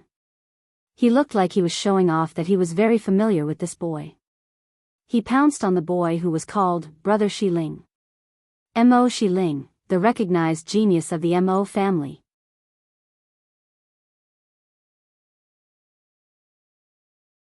Chapter 1778. Lan Biqing said as he flew in front of Mo Shiling and grabbed her hand. Mo Shiling said softly. Different from Lang Yichen's indifference, Mo Shiling was the kind of person who ignored strangers and only cared about acquaintances. Biqing Mimi, I was the one who called you, but you called your brother Shiling's name. My heart hurts. Standing next to Mo Shiling, the boy who called for Lan Biqing just now put his hand over his heart and pretended to be heartbroken. The boy standing next to Mo Shiling was the young master of the Zhu family, named Zhu Bufan. Mo Shiling and Zhu Bufan were the school hunks of the Dark Noble Academy. Their status was about the same as Lang Yichen's group in the Meteor Noble Academy. But in comparison, Mo Shiling and Zhu Bufan's status was higher than Lang Yichen's group. Brother Bufan, don't make fun of me. Lan Biqing immediately acted like a little girl. The Lan family, Mo family, and Zhu family were the three leading families in the Dark Noble Academy. Their status was not something that the Shen family and Leng family could compare to. And Mo Shiling was the strongest in the younger generation among all the aristocratic families. She was also known as the strongest youth. The group of boys and girls standing next to him were all young masters and young ladies of the aristocratic families who were on good terms with the Lan family, Mo family, and Zhu family. Therefore, they all greeted Lan Biqing. Lan Biqing felt that he had a lot of face in front of Yun Jian and this group of people. He knew so many people and each one of them was an elite youth. And Yun Jian and this group of people were a bit like country bumpkins entering the city. The more Lan Biqing thought about it, the prouder he became. He didn't know where this arrogance came from. Biqing Mimi, these people are. At this time, Zhu Bufan, who was smiling mischievously, locked his eyes on the group led by Yun Jian and asked Lan Biqing. A group of people who think they are great, I don't know if they are from aristocratic families. Lan Biqing looked at Yun Jian and the others with contempt.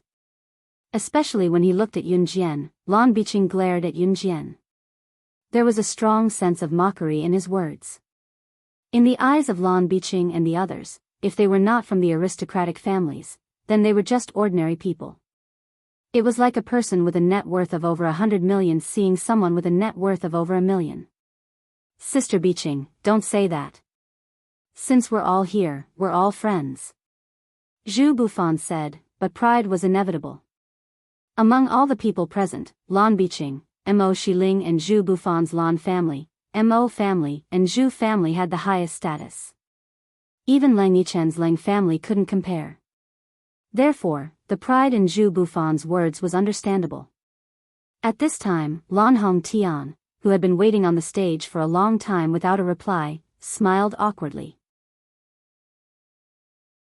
It seems that the girl who claims to be the sorcerer goddess doesn't want to go on stage now? This Lan understands. After the masquerade ball is over, this Lan will invite you up again. Lan Hong Tian's words meant that he would not give up until he saw the girl who claimed to be the sorcerer goddess. These words were also directly telling Yun Jian that if you don't show up today, don't even think about leaving. In this regard, Yun Jian narrowed her eyes slightly. After Lan Hong Tian's words fell, the masquerade ball began. The music in the ballroom suddenly sounded. This was a masquerade ball. Naturally, the boys invited the girls to dance with the music. At this time, Zhu Bufan, who looked delicate and pretty, walked in front of Yun Jian. In front of everyone, he stretched out his hand to Yun Jian and invited her. Miss, what's your name? Do you want to dance with me? Zhu Bufan and Mo Xiling were the school hunks of the Dark Noble Academy and were very popular. Even if they were wearing masks, many girls around could recognize them. Therefore, after Zhu Bufan's voice fell, the girls around immediately screamed like crazy. Wow, who's that girl? Why did Master Fan invite her to dance? God! I'm so envious. Master Fan is so handsome. If only I were that girl. Zhu Bufan was the young master of the Zhu family. He had a high status and good looks. However, just this status alone was enough to make the girls go crazy and scream. At this time, everyone was envious of Yun Jian.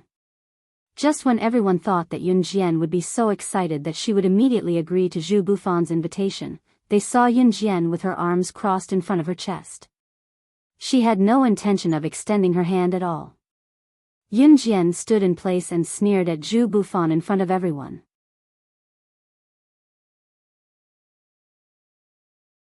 Chapter 1779. Lan family, Mo family, and Zhu family had the highest status.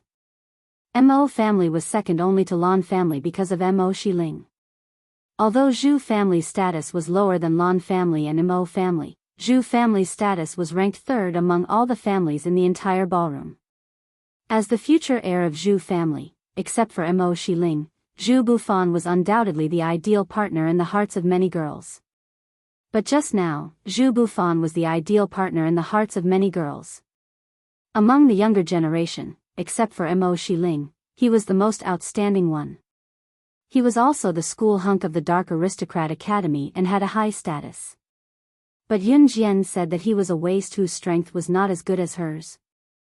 Just the fact that Yun Jian refused to dance with Zhu Bufan was enough to surprise everyone present. Who was Zhu Bufan? He was the school hunk of the Dark Aristocrat Academy. Other girls were rushing to have a relationship with Zhu Bufan, but this girl. She actually refused Zhu Bufan's invitation to dance. That was fine, but she actually said that Zhu Bufan was a waste? One had to know that in addition to the genius of the Mo family, Mo Xiling, the strongest among the younger generation was Zhu Bufan. What?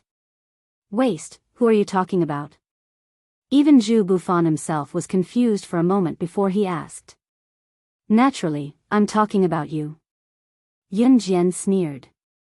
She stood in front of the long table where the pastries were placed. She lazily picked up a piece of osmanthus cake from the long table and threw it into the air. She opened her mouth and threw it into her mouth. Dancing at a masquerade ball was not as good as eating a few pieces of pastries. You actually said that Brother Bufan is a waste? I think you are the waste. Do you have any shame? How can there be such a shameless woman like you in this world? After listening to Yun Jian's words, Lan Biqing, who had not had a chance to scold Yun Jian, was stunned. In front of everyone, he stretched out his hand and shouted at Yun Jian. Too much. Even Mo Xiling, who had been silent, frowned and said such a sentence. Mo Xiling's words were like an imperial edict in the eyes of the girls. That's right. How can you be so excessive? Even young Master Ling said that you've gone too far. How could a girl like her be invited to tonight's masquerade ball? Get the hell out of here. We don't welcome you. Exactly. You're not welcome here. Get out of here. Immediately, the surrounding girls began to curse in unison. Mo Xiling had always regarded himself as aloof. Because of his outstanding strength, he hardly spoke, giving people a feeling of being aloof and difficult to get along with. How can a girl like you be so annoying? No one welcomes you. Hurry up and leave this place. Seeing this, Lan Biqing stood up and said a lot of things. She only said one sentence, how can you do this? Hearing this, Shenbai couldn't help but stand up for Yun Jian. Just as Shenbai finished speaking, Lan Biqing and the surrounding girls bombarded Shenbai with words. Who are you to her? Ha ha ha, you're still speaking up for her. Very impressive. You also get out of the ball with us. Among these girls, it was unknown who took the lead, but they all helped Lan Biqing to curse Shenbai, who spoke up for Yun Jian. Just as the cursing of the group of people present was extremely loud and unpleasant to listen to. Yun Jian slightly frowned. You guys are very noisy. Yun Jian's indifferent words came out of her mouth. Isn't that because you're too much? You actually said that our young master fan is a waste, you're the waste. You. When these girls heard this, they became even more enthusiastic. Just as this group of girls opened their mouths and chattered, Yun Jian, who had her hands on the pastry table, suddenly stretched out her hands and picked up more than 10 pieces of pastry on the table. In front of everyone, she directly threw the pastry out. These more than 10 pieces of pastry could be clearly seen in front of everyone's eyes, flying to more than 10 different places. In front of everyone, they blocked the mouths of more than 10 girls who were standing at different angles. All the voices stopped in an instant. Seeing this, Mo Xiling and Zhu Bufan, as well as everyone present, were all shocked.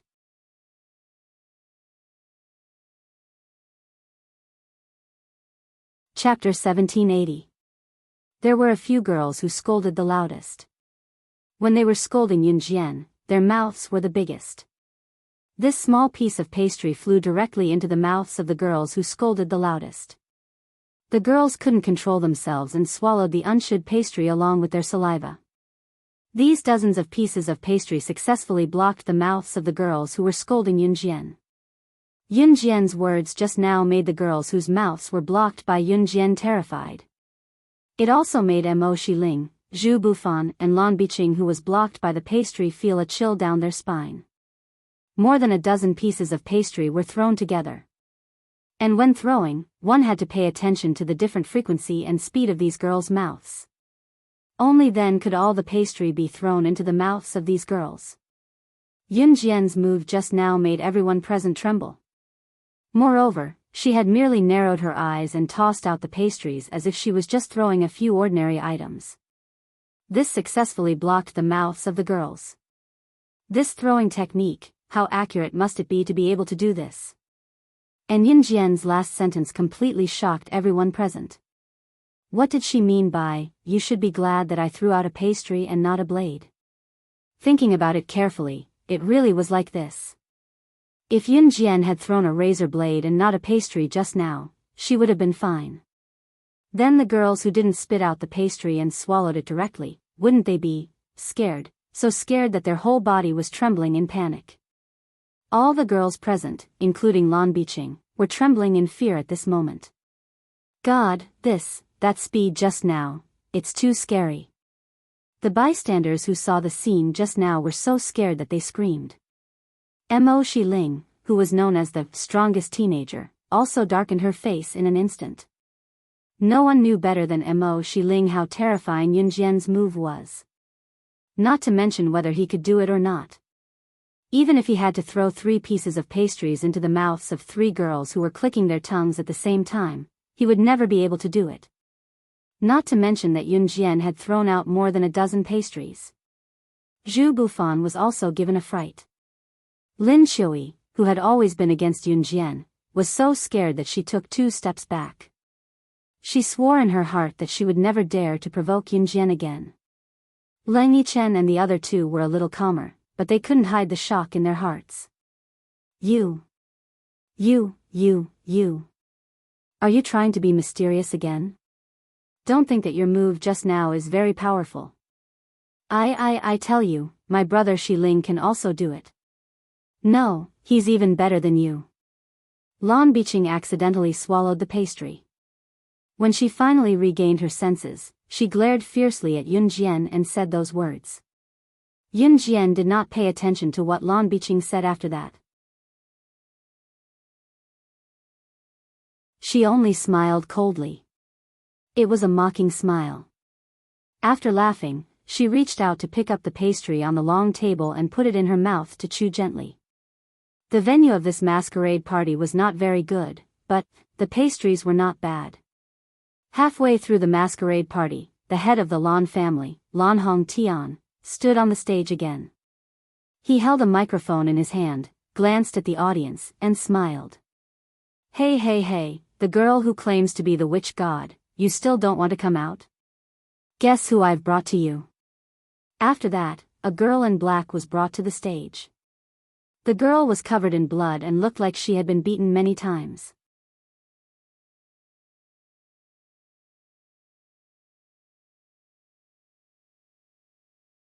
Chapter 1781. Lan Hongtian's words spread throughout the scene. Obviously, from the moment Lan Hongtian appeared, he held the microphone in his hand and asked everyone to gather with the girl who claimed to be the sorcerer goddess. He was confident that he could force Yin Jian out. Of course, the premise was that the girl who claimed to be the sorcerer goddess was indeed the sorcerer goddess of Yulong continent. If she was not the sorcerer goddess of Yulong continent, even if Lan Hongtian brought out his trump card, this girl from the sorcerer tribe, it would be useless. Of course, if she was not the real sorcerer goddess of the sorcerer tribe, then even if the girl who claimed to be the sorcerer goddess appeared, it would be useless to Lan Hongtian. That's right, Lan Hongtian wanted to use this girl to threaten Yin Jian. The premise of all this was that Yin Jian was really the sorcerer goddess of the sorcerer tribe. When they saw him covered in blood, his black clothes had been whipped into tatters, and there were bloodstains all over his body, everyone present was in an uproar. This girl from the sorcerer tribe was very beautiful and looked very fresh. The legendary sorcerer tribe was basically all female and all of them were very fresh and beautiful. The legendary sorcerer tribe was a place where beauties were born. The girl on the stage revealed a pair of fair thighs. Although it covered her important parts, her beauty made everyone present take a deep breath. Yin Jian's eyes sized up the girl on the stage. When she saw the girl's appearance, she raised her eyebrows slightly. There were so many girls in the sorcerer tribe. Naturally, she could not recognize all of them. However, as long as they were from the sorcerer tribe, the aura they exuded could not be wrong. This girl was indeed from the sorcerer tribe. Yin Jian's nonchalant gaze turned sharp at once. Murderous intent appeared. That girl was caught. Why are you angry? This is not your problem. Do you still think of yourself as the sorcerer goddess of the sorcerer tribe?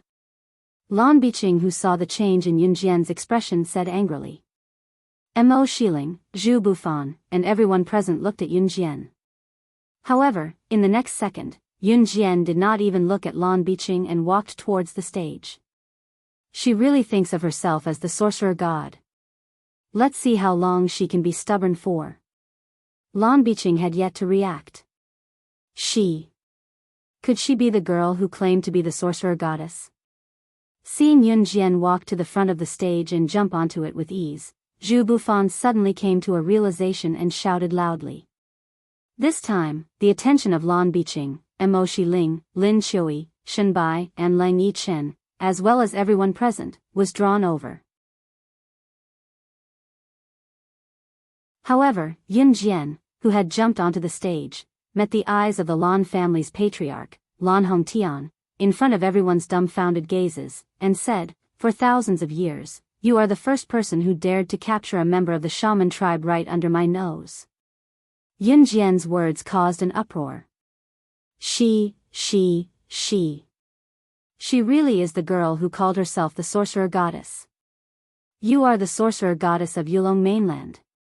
Lan Hongtian looked at Yun Jian and was shocked by her aura. This aura. This battle formation. It can't be wrong. She must really be the sorcerer goddess of Yulong mainland. There really is a Yulong mainland in this world. There really is a sorcerer goddess.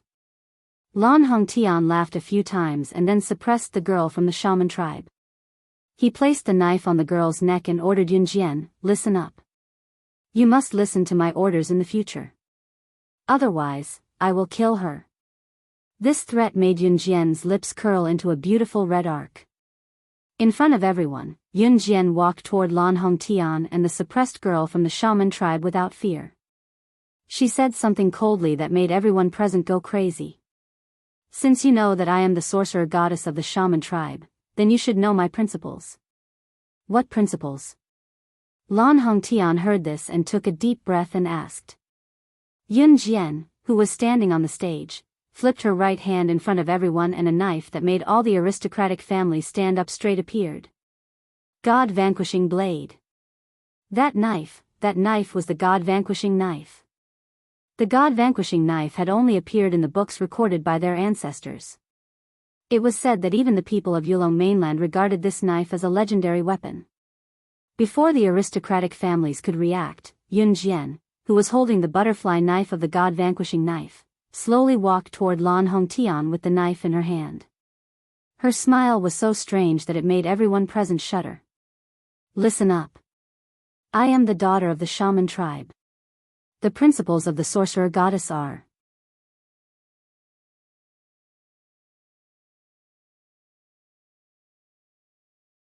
Chapter 1782. At this moment, Yun Jian seemed to be a different person compared to the original Yun Jian. The Yun Jian who first appeared in front of Lan Biqing, Mo Shiling, Zhu Bufan and the others was wearing a mask from the masquerade party. She gave people a very mysterious feeling, but just looking at her figure gave people a feeling of extreme beauty. At that time, Yun Jian really looked like a little girl who came to attend the banquet, pure and moving. But throwing away that pure aura, at this moment, Yun Jian gave people the feeling that she was the king of the jungle. Although she was wearing a mask, her words just now coupled with her flamboyant figure at this moment. At this moment, Yun Jian was like a god who controlled killing. Seeing her like this, Lan Biqing and the group of girls who were against her at the beginning were stunned, and it made Mo Shiling and Zhu Bufan's hearts beat violently. So domineering. So arrogant. So arrogant. Yun Jian's arrogant look just now, not to mention the most outstanding genius of the younger generation, Mo Shiling, would not dare to do so. Mo Shiling was afraid that she did not even have the courage to look straight into the eyes of the Lan family's head, Lan Hongtian. Therefore, Mo Shiling and Zhu Bufan, who wanted to tease Yun Jian at the beginning, did not look particularly good. Sorcerer God. Sorcerer God. Sorcerer God. At this moment, the Shen family, who was standing not far away, joined forces with the Leng family and all the other families who fought against the Lan family and shouted at Yun Jian on the stage. Standing on the stage, Yun Jian heard the shouts and naturally knew that these shouts must have been organized by Shen Wei. If they did not fight against the Lan family and this group of families who colluded with each other, when would they? What's more, they had the support of the sorcerer god. Shen Wei was not stupid and naturally understood this point. Yun Jian did not respond. At this moment, her eyes were red as she walked in the direction of Lan Hong Tian, who was suppressing the witch tribe girl. When the people of Yulong continent came to Earth, they had no spiritual power, but if they used it forcibly, they could still use spiritual power, but they had to pay a price. However, Yun Jian could tell that the young witch girl, who was covered in wounds from the beatings, had no spiritual energy left in her body. He had heard from Shen Wei that the Lan family had gathered together because they wanted to rush back to the Yulong continent one day and attempt to rule the Yulong continent. Therefore, since a few hundred years ago, the Lan family had been researching a potion that could make the people of the Yulong continent lose their spiritual power. And now, the experiment was a success. Needless to say, this young lady from the sorcerer tribe had been drugged with this potion. Hence, even if she was in the Yulong continent, she would not be able to use her spiritual energy. Lan Hong Tian captured the young girl from the witch tribe. This action made Yun Jian very angry. What angered Yun Jian even more was that Lan Hong Tian had not only captured the young women from the sorcerer tribe, he had also tortured and beaten the young women from the sorcerer tribe. With the god-vanquishing blade in her hand, Yun Jian walked towards Lan Hong Tian without stopping. Seeing the god-vanquishing blade in Yun Jian's hand, Lan Hong Tian, who was holding the blade against the young woman from the sorcerer tribe's neck, was frightened. He threw away the blade and stepped on the young woman from the sorcerer tribe mercilessly. He then fished out a bottle of potion from his body. Since you won't listen to me, I won't hold back either. You should have heard of this potion. As long as I sprinkle it on the people of the Yulong continent, you will immediately lose your spiritual energy. So what if you are the sorcerer god? You must listen to me. Lan Hong Tian took out his trump card. He looked at Yun Jian and shouted. The crowd below the stage, including the people from the Shen family who were shouting just now, felt their hearts tighten. That potion. It would make the sorcerer god lose his spiritual energy. Could it be that the sorcerer god was being threatened just like that? Just as they were thinking about it, they saw Yun Jian laugh coldly. She did not stop but continued to walk towards Lan Hong Tian. You. Looks like you are stubborn. I won't hold back then. After Lan Hong Tian finished speaking, he opened the cap of the potion and sprinkled it on Yun Jian's body. Oh no, quickly dodge. Shen Wei was so frightened that his expression changed drastically. Everyone below the stage was stunned. Just as the potion was sprinkled on Yun Jian's body, they saw Yun Jian's figure flash. Her speed suddenly became as fast as thunder. In a breath's time, she appeared in front of Lan Hong Tian from 5 meters away. The god-vanquishing blade stabbed into Lan Hong Tian's heart in front of everyone at a speed that Lan Hong Tian did not even have time to react. In the next second, Yun Jian pulled out her blade and kicked Lan Hong Tian off the stage before he could react. Just as the crowd was so frightened that their backs straightened, Yun Jian's cold voice rang out a second before Lan Hong Tian closed his eyes and stopped breathing.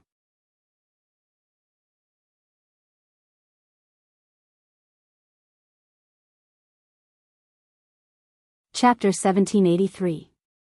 In the eyes of these aristocratic families, other than the sorcerer goddess of Yulong mainland, the internationally renowned slaying god was also a person that these aristocratic families and the people present had heard of. Yun Jian's last sentence, Kosha mercenaries, slaying god, made it clear to those who did not know who slaying god was. Who else could slaying god of Kosha mercenaries be? Other than slaying god, who was ranked first on the international secret agent ranking, who else belonged to Kosha mercenaries? Many of the students present might not know who slaying god of Kosha mercenaries was, but these aristocratic families' children had been educated by their families since young. They were very familiar with slaying god of Kosha mercenaries. This was a terrifying existence that they did not dare to provoke. Therefore, when Yun Jian finished speaking, everyone present, especially Lan Biqing, Mo Shiling, and Zhu Bufan, including the group of girls who had mocked and ridiculed Yunjian and were aggressive toward Yunjian like a machine gun. In the end, Yunjian sealed their mouths with pastries. Everyone's pupils contracted, their faces were tense, and their mouths were agape. The moment Lan Hongtian closed his eyes, he heard Yunjian's voice. It was too late for regrets. The potion that the Lan family had planned for hundreds of years and spent so much manpower and energy to develop was ineffective against the sorcerer goddess. And she was slaying God, ranked first on the secret agent ranking in the country. Even if Yunjian had lost her spiritual power, with the Lan family's power, forget about capturing Yunjian, the entire Lan family would have been annihilated. And now, the Lan family was done for. Completely done for. He was also done for. The Lan family's years of hard work were all gone after he had wronged Yunjian. In that instant, countless emotions flashed through everyone's mind. 3 seconds later, Lan Hongtian was kicked off the stage. Fresh blood spurted out from his heart and drew an arc in the air. Lan Hongtian was brutally smashed to the ground and died a tragic death. For those who were stabbed by the god-vanquishing blade, even the gods of deity continent would have their souls destroyed, let alone humans. Lan Hongtian's soul was destroyed. He could not escape. The families who were in cahoots with Lan Hongtian shrank back when they saw Lan Hongtian being stabbed to death by Yunjian and kicked off the stage. Even the masters of the Mo family and Zhu family, who were in cahoots with the Lan family, did not dare to step forward. The Lan family's patriarch, Lan Hongtian, had committed countless atrocities.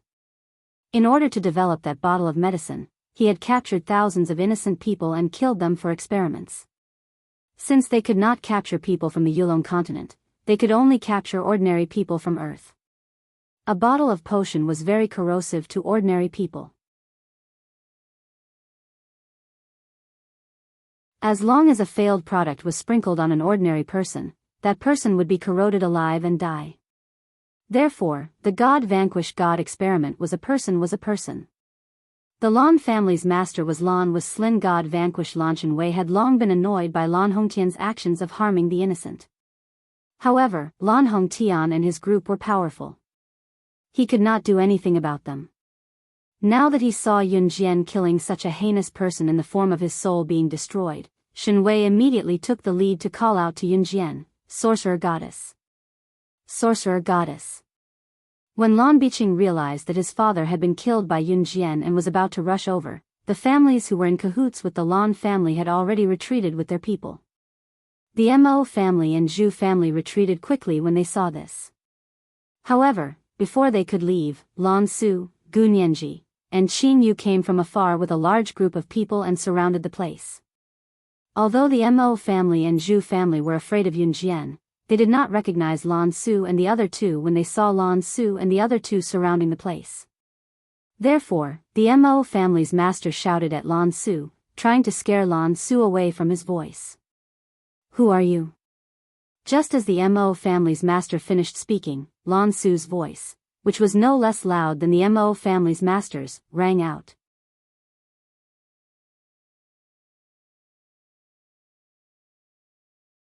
Chapter 1784. Lan Su? You mean Lan Su, the first guardian of the sorcerer goddess in our ancestors' records? The daughter of the sorcerer tribe's sorcerer goddess who is second only to the sorcerer goddess in Yulong mainland? Just as Lan Su finished speaking, Master Mo and Master Zhu who were standing beside Master Mo exclaimed in shock. The sorcerer goddess was also a person who was recorded in great detail in the family records of these noble families' ancestors. When the sorcerer goddess was mentioned, Lan Su, as the first guardian of the sorcerer goddess, was also emphasized. It was true that the sorcerer goddess was the pinnacle of existence in Yulong mainland. As the first guardian of the sorcerer goddess, Lan Su's position was also top-notch in Yulong mainland. What? Our ancestors migrated from Yulong mainland hundreds and thousands of years ago and we've never seen anyone from Yulong mainland until now. Why are there so many of them here now? And they're all the legendary figures in Yulong mainland. The Mo family head, who had been shouting at Lan Su and trying to use his loud voice to suppress Lan Su, narrowed his eyes at this moment. He suddenly became timid and didn't even dare to speak loudly. Lan Su, Gu Nianji, and Qing Yu walked toward Yunjian after getting people to surround the scene. Then, under everyone's watchful eyes, Lan Su and Gu Nianji bowed to Yunjian the way Yulong mainland greeted the sorcerer goddess. Sorcerer goddess. Yunjian raised a brow. Since she had been wearing a mask since the beginning, everyone could only see her slim and well-proportioned figure but not her face. Yunjian had openly exposed her identity today because she was wearing a mask. With so many people present, it was impossible for 2 students from aristocratic schools to use a 3-hour amnesia serum. The cost was high. If everyone were to use it, Qing Yu would probably chase her all over the streets. Clean up the scene. Take care of all the noble families who have harmed people with the Lan family as the leader. Yulong mainland doesn't need these noble families who have harmed people. Yunjian's voice, which was as beautiful as the sounds of nature, rang out and spread to every corner of the place. Hearing this, all the people who were in cahoots with the Lan family were paralyzed. It's over. Not only was the Lan family finished, all the other aristocratic families were finished as well. Yes. Lan Su, Gu Nianji, and Qing Yu acknowledged the order and nodded at Yunjian. Yunjian handed the task of dealing with these aristocratic families to Lan Su and the other 2. At that moment, Yunjian turned her head slightly and looked sideways at the girl from the shaman tribe. She moved her red lips and said to her, "Which elder of the shaman tribe are you a descendant of?" Name? Most of the girls in the sorcerer tribe were descendants of the sorcerer tribe elders. I am Elder Wu Qing's granddaughter. My name is Wu Lin. The young witch girl, who was covered in wounds, bowed to Yunjian and said, "All right, you can return to Yulong mainland now," Yunjian said to Wu Lin. "Thank you, sorcerer goddess. I was accidentally brought to Earth. I didn't expect to be caught by them. Not only did they beat me, they even forced me to tell them the way to Yulong mainland. I didn't even tell them." Wu Lin looked up at Yunjian and said proudly. She was proud because she did not betray the shaman tribe out of fear. She did not betray the sorcerer goddess either. After sending Wu Lin off, the ball was almost over. Yunjian did not remove her mask halfway through. Other than Lin Qiui, Leng Yichen, and a few others, no one knew Yunjian. At that moment, Yunjian stood in the aisle and looked into Shenwei's eyes. The person who harmed Shenwei's son, Shen Shaoqing, was the Lan family's master. Shenwei asked Yunjian to protect his daughter, Shenbai, because he was afraid that the Lan family would turn against his daughter. Now that the Lan family was destroyed, Yunjian did not need to promise to protect Shenbai's daughter for another month. Shenwei looked into Yunjian's eyes. He thanked her first before speaking.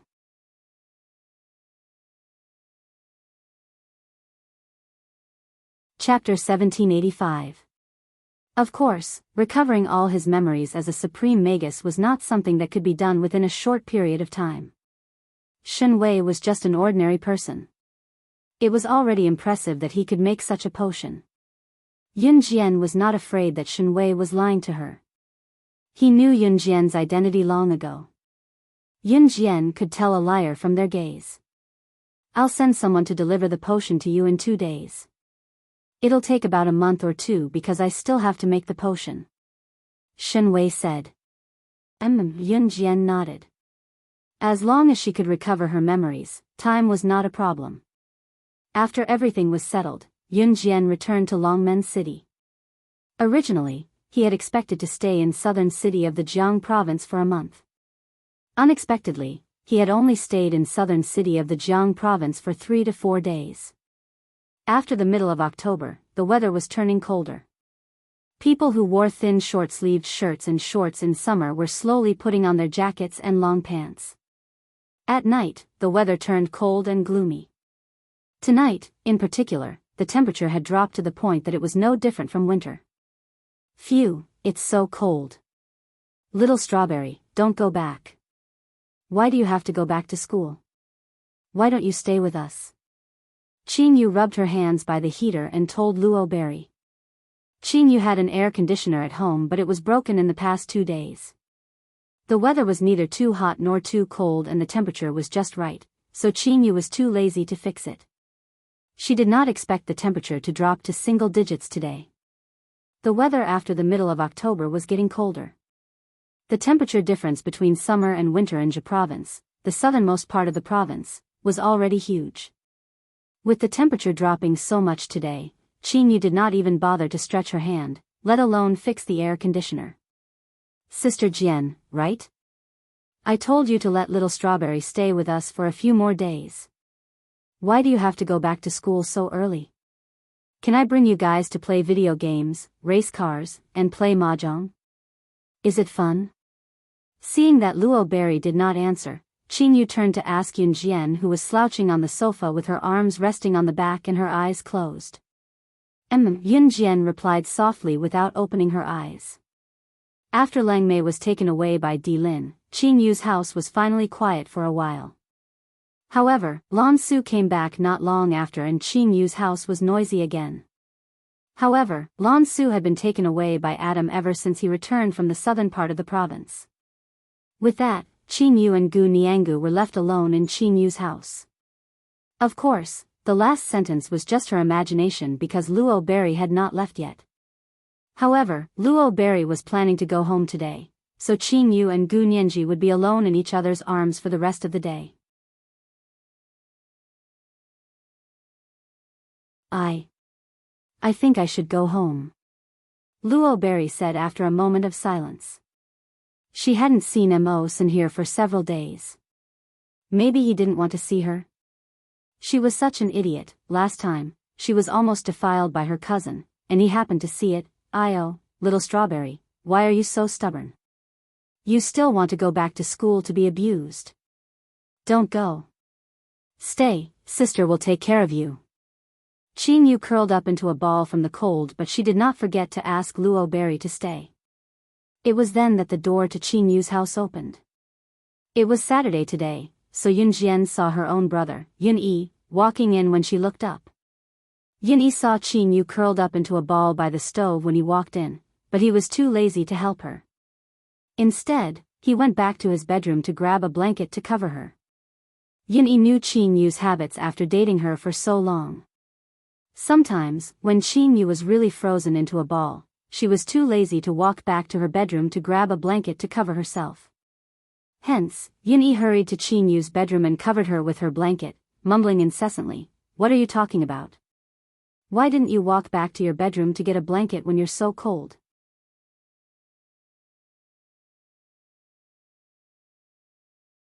Chapter 1786. Jianghu and her brother, Yun Yi, were living like an old married couple. Even the way they spoke was similar. Gu Nianji was already used to the way the two of them treated her. She hugged her knees and rolled her eyes. Show off to your heart's content." Luo Berry, who was sitting next to them, could not help having some weird thoughts. If she and Mo Sin could be as loving as Jianghu and Yun Yi one day, no. What was she thinking? He was Mo Sin, one of the 4 leaders of an Hun group. They were not on the same side. She was not worthy of him at all. She had to erase such thoughts. Moreover, Luo Berry was planning to leave today. She was leaving Mo Sin's world completely. She had never loved before. It was her first time falling in love with a boy. Luo Berry thought that as long as she left Mo Sin's world completely and could never see him again, she would not think about him anymore. Both Gu Nianji and Luo Mei had their own thoughts as they watched Jianghu and Yun Yi being lovey-dovey. Yun Jian, on the other hand, was used to it. With a small smile, she picked up the TV remote control in front of her and turned it on. As soon as the TV was turned on, the volume was turned up. A loud voice came through as soon as the TV was turned on. "Grandpa, Grandpa. Grandpa. We must save Grandpa." The voice of the super-large anime, Calabash Brothers, rang out. Yun Jian coughed dryly when she heard that. It was obviously the video that Jianghu was playing. It popped out as soon as the TV was turned on. Yun Jian changed the channel and watched the TV with her arms crossed in front of her chest. Luo Berry was waiting for her family's car to pick her up. Yun Jian did not ask her to stay. Qing Yu was still puzzled. She did not know that Yun Jian had sent a message to someone the moment Luo Berry decided to leave and never come back. If Qing Yu knew that Yun Jian had done that, she would probably jump up and give Yun Jian 2 thumbs up and exclaim, "You're the best." About 15 minutes later. Honk honk honk. Below Qing Yu's suite, there was the sound of car horns honking.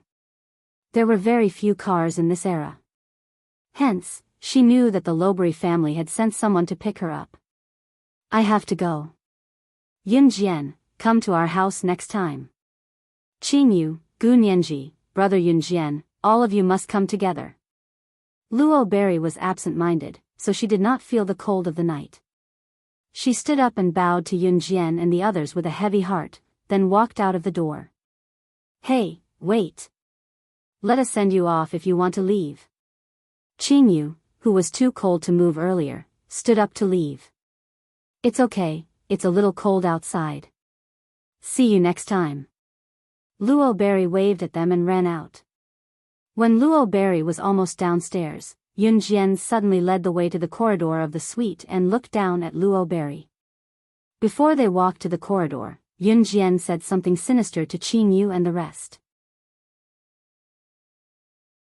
"Come out and watch the show."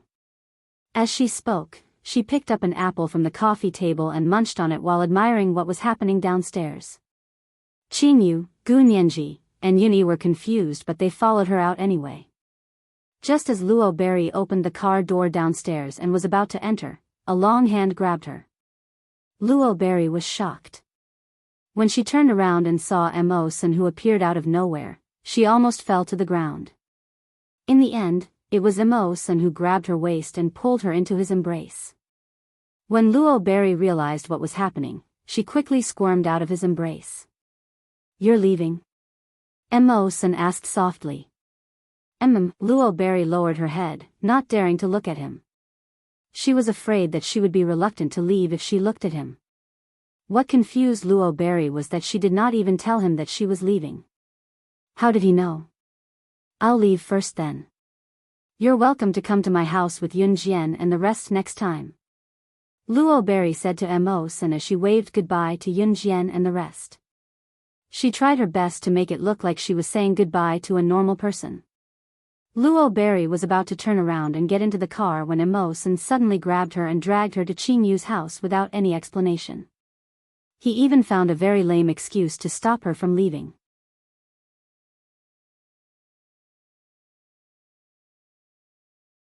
Chapter 1787. Luo Berry's heart skipped a beat, unable to react for a long time. Was the weather very cold these few days? The weather forecast said that tonight was the only night that was exceptionally cold. After today, it would be sunny for a long time. The weather forecast also said that the temperature difference in the past few days was rather large. Today was exceptionally cold and the temperature would soar from tomorrow onwards. She had to be careful to prevent heatstroke when she went out during the day. Standing by the corridor upstairs, Yun Jian munched on her apple, enjoying the view as she watched what was happening downstairs. Qing Yu, Yin Yi, and Gu Nianji's lips twitched as they almost spat out. "So, you're such a person." They saw Mo Sun grabbing Luo Berry's hand and taking 2 steps toward the staircase before turning to the car that came to fetch Luo Berry home. He said something to the driver. Yun Jian and the rest then saw the car driver start the engine and leave after hearing what Mo Sun said. Not long after, Mo Sun pulled Luo Berry into Qing Yu's house. Yun Jian and the rest had already returned to Qing Yu's house. Yun Jian sat on the sofa and watched Luo Berry being pulled back by Mo Senator. She smiled and said to Luo Berry, "Welcome back." Luo Berry was still unaware of the situation.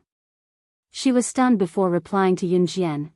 Luo Berry turned to look at Mo Sen, satisfaction written all over her face. Although she did not know what was going on, did Mo Sen ask her to stay? He really did ask her to stay.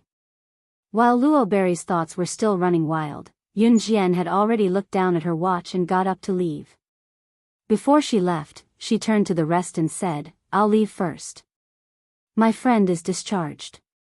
I'll go fetch her." With that, she strode out of Qin Yu's house. Yun Jian did not know what happened to Qin Yu's house after that. She was on her way to Longmen City People's Hospital. Since she came back early, she could bring forward the matter of retrieving her mentor's letter that was delayed last time. However, Lan Su had been taken away by Adam recently. He said that he was going to bring Lan Su out for 2 days, so this matter was not urgent. The envelope would not run away either. Today was the day Chen Sini was discharged from the hospital after her accident. Although Chen Sini's brain had been closed, she could no longer do strenuous exercise like running for the rest of her life. This was the after effect.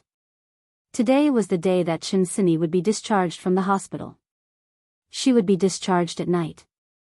It was 7:00 in the evening. When Yun Jian arrived at Longmen City People's Hospital, Zhang Xiaofeng and Ling Yichen were already standing at the entrance. Seeing Yun Jian, Zhang Xiaofeng called Yun Jian, "Master. Has Sini been discharged?" Yun Jian nodded and asked. "She's in the car over there. Uncle is handling the discharge procedures for Sini. Sini asked us to wait for you here." Zhang Xiaofeng and Ling Yichen smiled as they led Yun Jian to the car Chen Sini was in. Jian. When Chen Sini saw Yun Jian, she almost jumped out of the car and pounced on Yun Jian, but Zhang Xiaofeng held her down and prevented Chen Sini from doing so. "Don't move. You've just been discharged," Zhang Xiaofeng told Chen Sini as he stood beside Chen Sini. "Okay." Chen Sini stuck her tongue out at Zhang Xiaofeng and told Yun Jian, Jian, "My dad's sending me to my grandpa's house to rest for a few days tomorrow. Do you want to come with me for 2 days?" Yun Jian had not been going to school recently, so Chen Sini had invited her. It was Chen Sini who looked at her with anticipation. Yun Jian smiled and nodded. "Sure. Master, I can go back to school in peace with you accompanying her. I've fallen behind in my homework these few days. It's so frustrating. Chen Sini, you have to compensate me when you're better." Zhang Xiaofeng told Yun Jian when he saw that Chen Sini was recovering well these few days. He then turned to Chen Sini and began to bicker with Chen Sini like he used to. "Got it. Idiot." Chen Sini stuck her tongue out at Zhang Xiaofeng and made a face.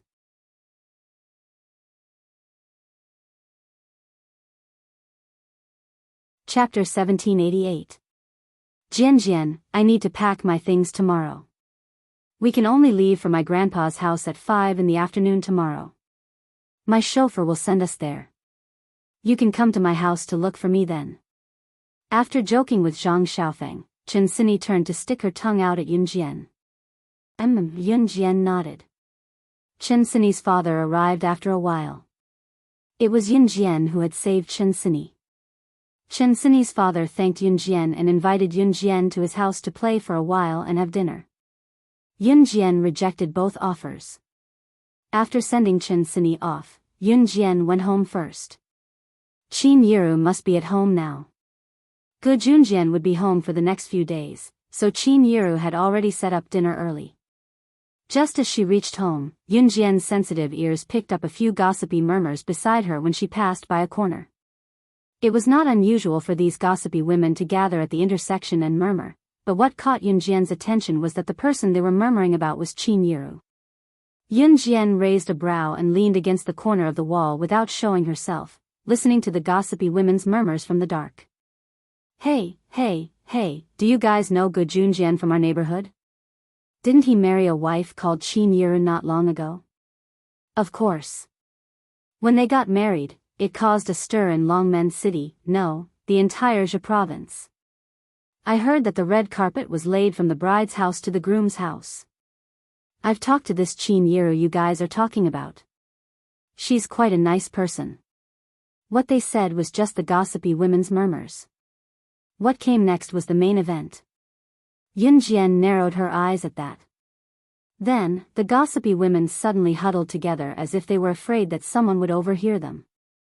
Their words spread like wildfire. Yun Jian's hearing was good, so she heard everything clearly. Gu Junjian is such a righteous man. He's usually very loving with his wife, Qin Yiru, but his mistress is indecent. Did you guys know that a woman came to Gu Junjian 2 days ago, saying that she was his university classmate? Now that she's divorced her husband, she's purely looking for Gu Junjian to catch up. As a woman, how can I not know what that woman is thinking? She was just thinking that Gu Junjian was rich now. Oh, he was rich, so she wanted to seduce him. You even pretended to be close to Qin Yiru and came here every day to freeload. What kind of woman to be a good woman to her to eat to? Qin Yiru of that family was kind and did not know what that woman was thinking. She's trying to seduce her husband. If this Gu Junjian was someone else, he would have probably gotten together with that woman right in front of her face. Luckily, Gu Junjian is a soldier and is an upright man. He's not seduced by that woman. But no one knows what a man is thinking. Who knows, maybe one day Gu Junjian will be seduced by that vixen. To be honest, if it were me, I would throw that woman out with a sweep of my hand. If she dares to appear in front of my man, I'll poke her *s. All these words came from the same gossipy woman. In the end, even the gossipy woman couldn't help but swear. Hidden in the dark, Yun Jian's eyes glinted sharply. She hadn't been home for a few days, so she didn't know what was going on at home. Sometimes, the gossipy woman's words weren't just gossip. After getting the gist of the situation, Yun Jian went home. The moment she opened the door, she was greeted by an unfamiliar woman instead of Qin Yiru. This woman had big breasts and a big butt, but she had a good figure. Although she was in her 40s and looked much uglier than Qin Yiru, she was younger than Qin Yiru.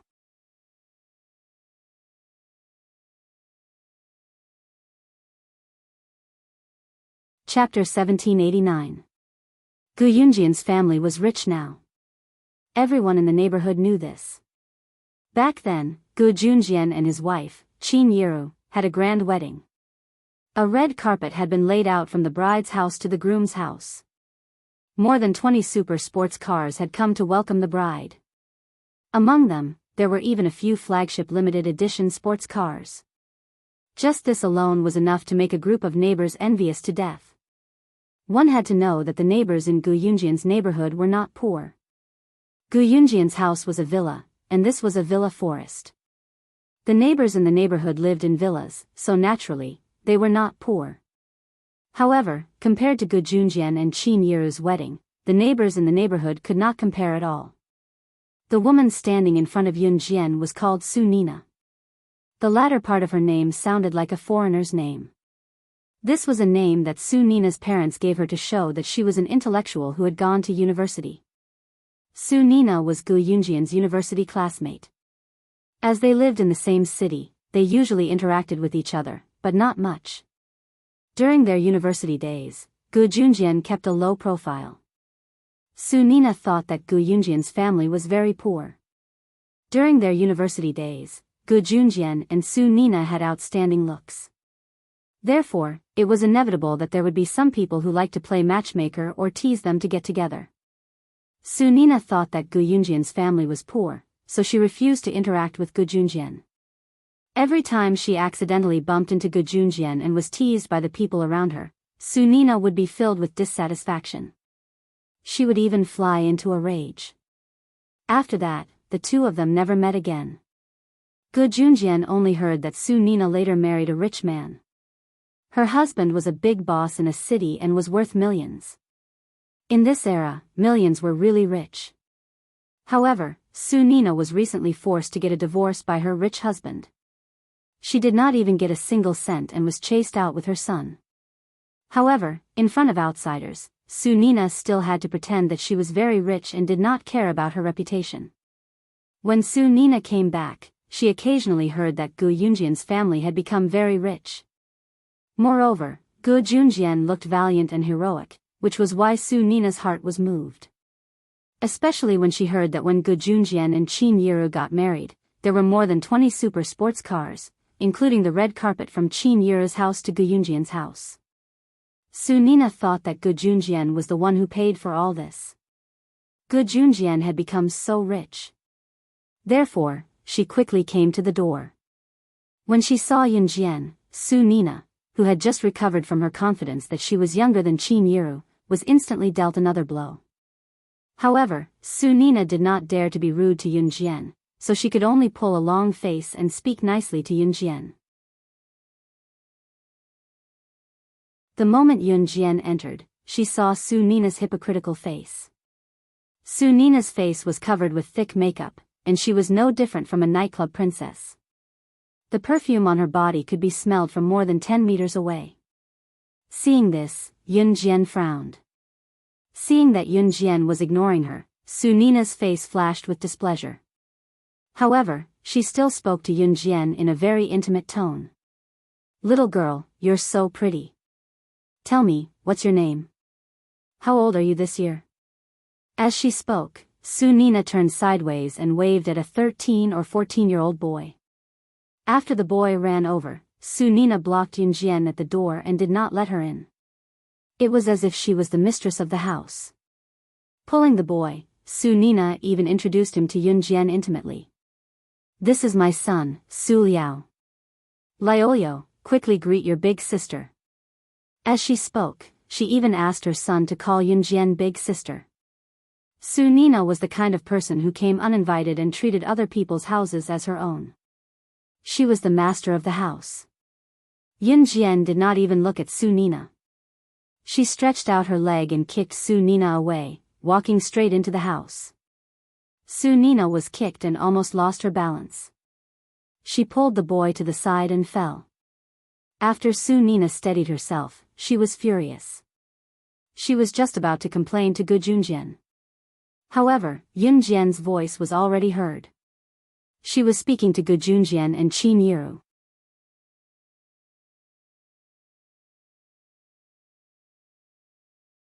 Chapter 1790. The reason Su Nina dared to come here so brazenly was because she was certain that Gu Junjian and Qin Yiru would not dare chase her away. After all, Gu Junjian and Qin Yiru were honest people. Usually, when someone came to their house, they would treat them with courtesy as long as they were thin-skinned. Even if the other party was overboard, they would usually tolerate them as long as they did not cross the line. Gu Junjian and Qin Yiru were more honest people, so even when Gu Junjian and Qin Yiru did not like Su Nina coming to their house, they were too embarrassed to chase her away. Therefore, when Su Nina came to their house for meals every day, Qin Yiru was too embarrassed to say anything. What Su Nina did not expect was that Yun Jian would say something like that when she wanted to use the same method to make Yun Jian feel embarrassed to chase her away. Dog sh*t. She actually described her as dog sh*t. "Xiao Jian, she's a guest." "You can't say that." Qin Yiru had long disliked Su Nina, but she still had to say that in front of outsiders. As she spoke, Qin Yiru gave Yun Jian a look that said, "You're awesome. My child is young and speaks like that." "Don't take it to heart," Qin Yiru quickly told Su Nina after she spoke. Su Nina, who wanted to criticize Yun Jian, was at a loss for words. Since Qin Yiru had already said that, if she, Su Nina, were to say something else, would it not make her seem like she was being petty with a child? Su Nina's expression was very ugly. "You're not allowed to talk bad about my mom. You're a bad person." Su Nina's son, Su Liao, suddenly bellowed at Yun Jian. His words gave the surrounding people a fright. "Liao, don't spout nonsense. You have to treat your sister like your real sister. Don't spout nonsense like that next time." Su Nina covered Su Liao's mouth and told Su Liao solemnly. When the others heard her, they really thought that Su Nina was well-mannered. When they thought about it, asking Su Liao to treat Yun Jian like his real sister? If they understood the meaning of her words deeper, it could be understood as, Su Nina was going to take Qin Yiru's place sooner or later. Asking Su Liao to call Yun Jian's sister? Su Liao listened to Su Nina very much. When Su Nina said that, Su Liao immediately shut his mouth. "By the way, Liao, what did you learn in school today? Where did you learn the English taught by the teacher at the cram school?" Su Nina was angry at Yun Jian, but she couldn't show it, so she wanted to use her son's extraordinary talent to provoke Yun Jian. "Mom, the English taught by the teacher at the cram school is too slow." Even if a foreigner stands in front of me, I can still say a few words to him in daily language. Su Liao was still a junior high school student. He was not tall, but he still had a smug look on his face. He said proudly, "Wow, Liolio is amazing." Su Nina clapped her hands as she said that.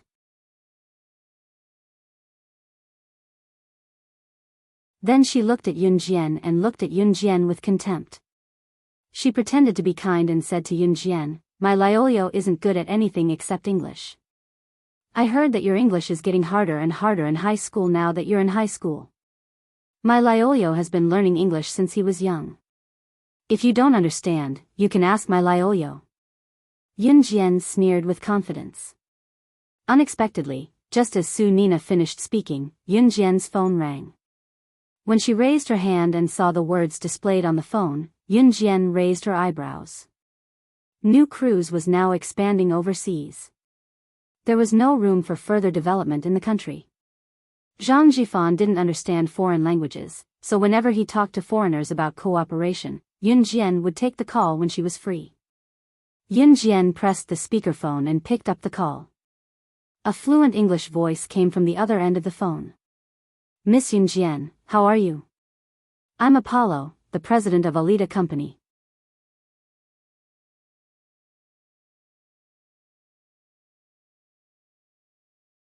Chapter 1791. Yunjian hung up right after she said that. Although the conversation only lasted for a few seconds, this fluent English conversation was definitely not as simple as an everyday conversation. Su Nina and her son, Su Liao, were stunned by the scene. Su Nina, who had just boasted about her son, froze. What did she say just now? She said that she wanted Yunjian to learn English from her son, but what about Yunjian? She was able to talk to foreigners? Su Nina was thick-skinned. After a pause, she cast aside her awkward situation and turned to look at Qin Yiru.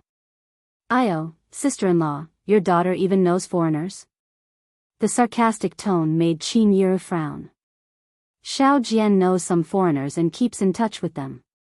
Qin Yiru smiled politely at Su Nina even though she did not like Su Nina. At that moment, a handsome figure came down from upstairs. Upon closer look, it was Gu Junjian. Yunjian narrowed her eyes. Her mother, Qin Yiru, married Gu Junjian because Gu Junjian was a righteous man who would not have any contact with shady women. It was not the first time Su Nina came to visit them. Based on what the gossipy women said, it had been a while. If it was just once or twice, Su Nina was probably here to catch up. As the hosts, Gu Junjian and Qin Yiru should not chase her away. However, it was not the first time Su Nina came to visit. No matter how dumb Gu Junjian was, he should be able to tell what was going on. If he did not do anything, Yunjian wondered if Qin Yiru marrying Gu Junjian was the right choice. "Xiao Jian, you're back. Let's go to the hotel for a feast tonight. Dad's treating a few college classmates to a gathering. Let's go together after a change of clothes." Gu Junjian told Yunjian with a grin as he straightened his suit around himself. Gu Junjian was treating a few university classmates to a gathering today, which was why Su Nina had stayed until so late and declared that she wanted to go with Gu Junjian and Qin Yiru. It was already past 7 in the evening. The reason Gu Junjian chose this time to treat his university classmates was that some of them had to work during the day and knocked off later at night. Looking at Gu Junjian, who had changed out of his military uniform, Yun saw Su Nina's eyes sparkling. Yunjian's gaze darkened as she went upstairs. If Gu Junjian did not handle this matter well, she would definitely leave with Qin Yiru. 3 minutes later, Yunjian had changed into a clean white long-sleeved shirt and a pair of blue skinny jeans. The loose shirt and skinny jeans accentuated her curves to the fullest. There was a sense of freshness about her. Yunjian was about to go downstairs when she heard Gu Junjian talking to Su Nina. Qin Yiru was listening by the side as well. However, she heard Gu Junjian say to Su Nina in a serious tone. "Su Nina, I, Gu Junjian, have always been upright. I've never betrayed anyone. I didn't say it 2 days ago because I wanted to save you some face.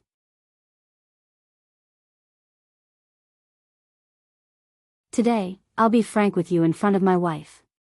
When we were in university, our classmates wanted to match us up, but I've never had any thoughts about you. Not in the past, not now, and not in the future.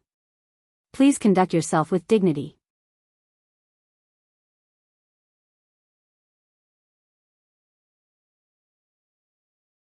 Chapter 1792.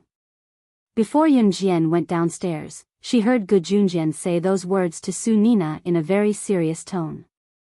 Gu Junjian was a soldier. Of course, he wouldn't say something as rude as, "Get out of my house," to Su Nina. However, Gu Junjian wouldn't say anything to Su Nina just because he felt embarrassed and let Su Nina wander around in front of him. He couldn't do that. Qin Yiru was thin-skinned. She was born weak and knew her place. Gu Junjian naturally understood this. However, a man married a wife to pamper and protect her. Otherwise, what was the point of having a man like him? Since Su Nina was so shameless, then he, Gu Junjian, would be the bad guy. Yun Jian, who was standing on the stairs, suddenly smiled. Indeed, it was the right decision to let Qin Yiru be with Gu Junjian. Qin Yiru, who was standing downstairs, was so touched that she couldn't say anything after hearing Gu Junjian's words. On the other hand, Su Nina, who was standing opposite Qin Yiru and Gu Junjian, froze. She didn't expect that the person who exposed her was Gu Junjian. After her face froze for a while, Su Nina looked at Gu Junjian and continued to act pitiful. "Brother Junjian, what are you talking about? How many years have we known each other? After I divorced my ex-husband, I thought that I had no one to rely on when I came back. So, I thought about how you treated people in school back then. Now that you're a soldier, I really have nowhere to go with my child. My family is chasing me away and can't wait for me to leave. I don't have a job either. I know that I'm a little thick-skinned, but if it weren't for brother Junjian and sister-in-law, I would have starved to death on the streets with my Liolio because we didn't have enough money to eat." After Su Nina heard Gu Junjian's words, she was angry with Qin Yiru. What was so good about this woman?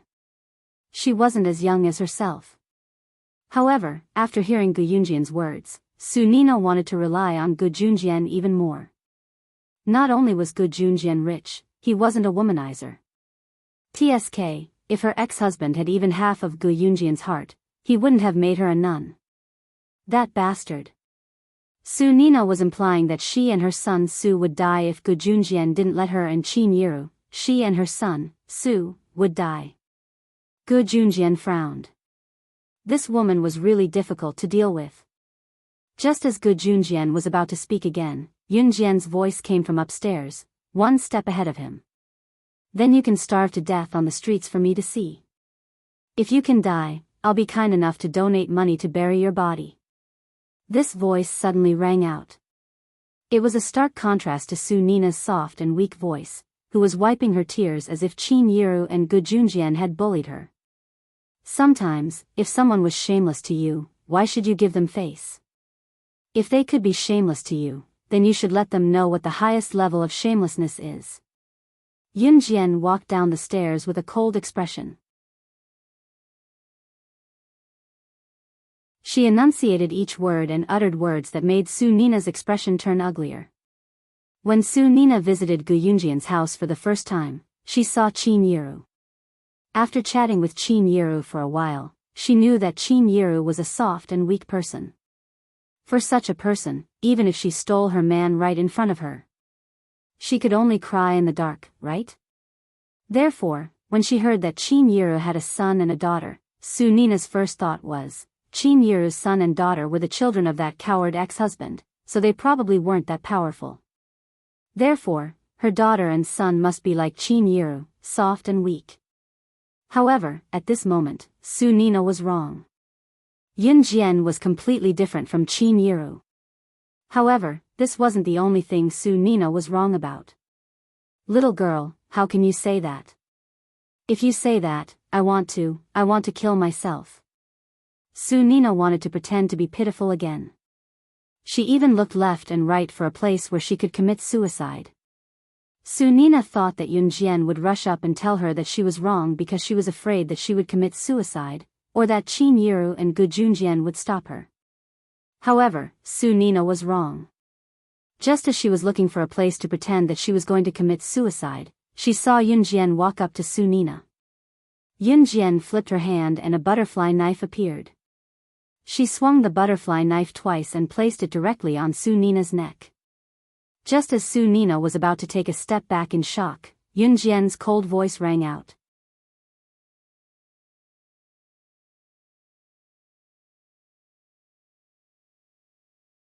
Chapter 1793. Never in Su Nina's wildest dreams would she have imagined that Yun Jian carried a knife with her. Moreover, Yun Jian was dressed neatly from head to toe, no different from an ordinary person. How did she hide the butterfly knife on her? Judging by Yun Jian's swift hand speed just now, she was probably not an ordinary person. Since Su Nina was Gu Yunjian's university classmate, it was certain that Su Nina had studied in a military school in the past. Su Nina majored in military medicine. However, after she met her current ex-husband, she left with him and did not finish her studies. Having studied in a military school, Su Nina was well aware of how terrifying Yun Jian's technique was when she took the knife and held it against her neck. Even the male students who studied in the military academy couldn't compare to her. Hence, Su Nina's legs went weak from fear. Unable to control herself, she knelt before Yun Jian. When Su Nina's son, Su Liao, saw that his mother was held by Yun Jian with a knife, he did not rush over. Instead, he tore away his mother's hand that was holding Su Nina and ran a dozen meters to the side, hiding in a corner in fear. He dared not come forward to save his mother. Yun Jian smirked at what she saw. Gu Junjian kept quiet on purpose. It was only when Su Nina was pale and sweating that Gu Junjian held back his laughter and pretended to reprimand Yun Jian like an elder. "All right, Xiao Jian, stop fooling around. I still have to treat a few university classmates to dinner later." It was obviously unrealistic to kill Su Nina. This was a lawful society after all. Gu Junjian could tell that Yun Jian was just scaring Su Nina. After all, a woman like Su Nina would probably come to his house again if he did not scare her. Hearing what Gu Junjian said, Yun Jian kept the butterfly knife with a smirk and kicked Su Nina's abdomen, sending Su Nina to the floor. "For my dad's sake, I won't spend the money on a coffin." Yun Jian turned around nonchalantly, her long hair brushing Su Nina's face, stunning Su Nina for a long time. "My daughter studies in the military school. She looks just like a boy. You've studied in the military school too, so you know that we soldiers have stronger hands. Ha, don't take it offense." Gu Junjian held Qin Yiru's hand and stood more than 10 meters away from Su Nina, showing no intention of going over to help Su Nina. Moreover, he was holding Qin Yiru's hand. If Qin Yiru did not go over to help Su Nina would be too embarrassed to say anything. The back and forth had infuriated Su Nina so much that she was about to have a heart attack. In spite of it, Su Nina was at a loss for words. Even her son, Su Liao, had stayed far away just now. 20 minutes later, the group walked from Gu Yunjian's house to Jianghu Hotel. It had been 3 to 4 years since Jianghu Hotel opened in Longmen City. It was well received and popular. That was because Jianghu Hotel's taste buds were obvious from its name. It was geared toward the masses and tasted similar to the local dishes cooked by ordinary people in Longmen City. Big bosses liked to set up their gatherings here as well. Since it was not particularly expensive, people would usually treat them to a meal. Those who were more extravagant would set up their gatherings here as well. Jianghu Hotel's decor was quite nice. Just as Yun Jian and Gu Junjian entered, they saw a group of men and women who were about the same age as Gu Junjian standing nearby. These men and women who were about the same age as Gu Junjian must be Gu Yunjian's university classmates. These middle-aged men and women who were about the same age as Gu Junjian were accompanied by young men and girls who were about the same age as Yun Jian. These people were obviously the children of Gu Yunjian's university classmates. For a large gathering like this, many parents would bring their children along. It was especially so in 1999 when the people's standard of living was still not high. Usually, when there was a gathering and someone was treating, the whole family would be present.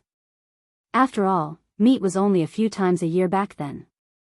It was unlike now where they could eat meat whenever they wanted. Were their families unable to survive? They would starve to death. As Gu Junjian was the one who was treating today, a large group of people were waiting outside. When they saw Gu Junjian, the large group of people crowded around him. Our officer Gu is here. Haha. Junjian, it's been a few years since we last met. How have you been? A big-bellied man rubbed his beer belly and asked Gu Junjian courteously.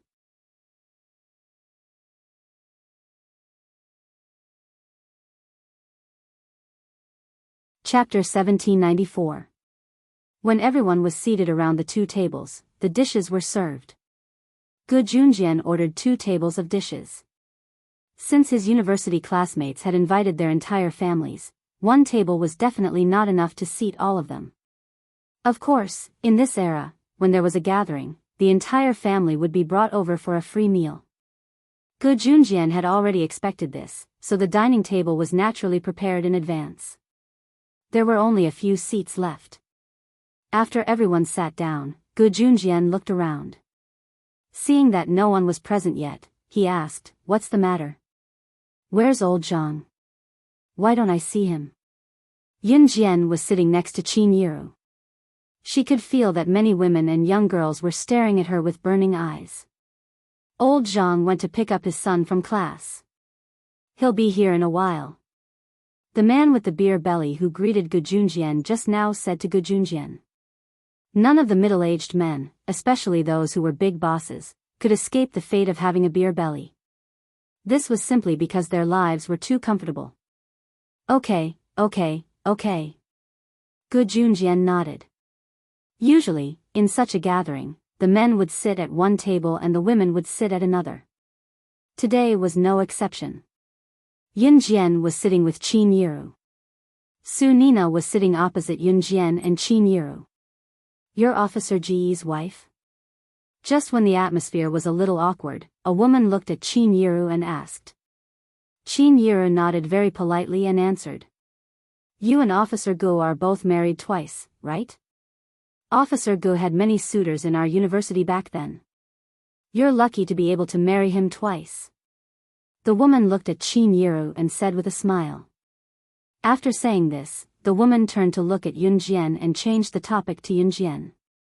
Then this must be the daughter of you and your ex-husband, right? You're pretty, but you look a little weak and gentle.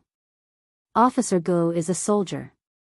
You and your mother look weak and gentle, aha. Officer Gu is protecting him.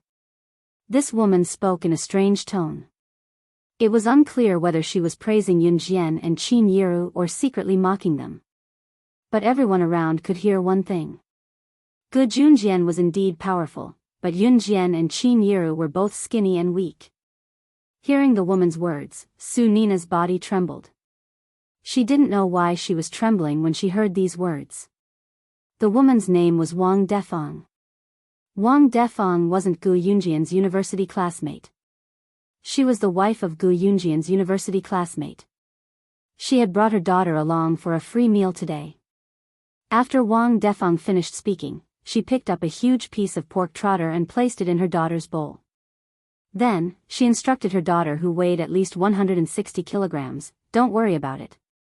1. Eat meat. Eat more solid food.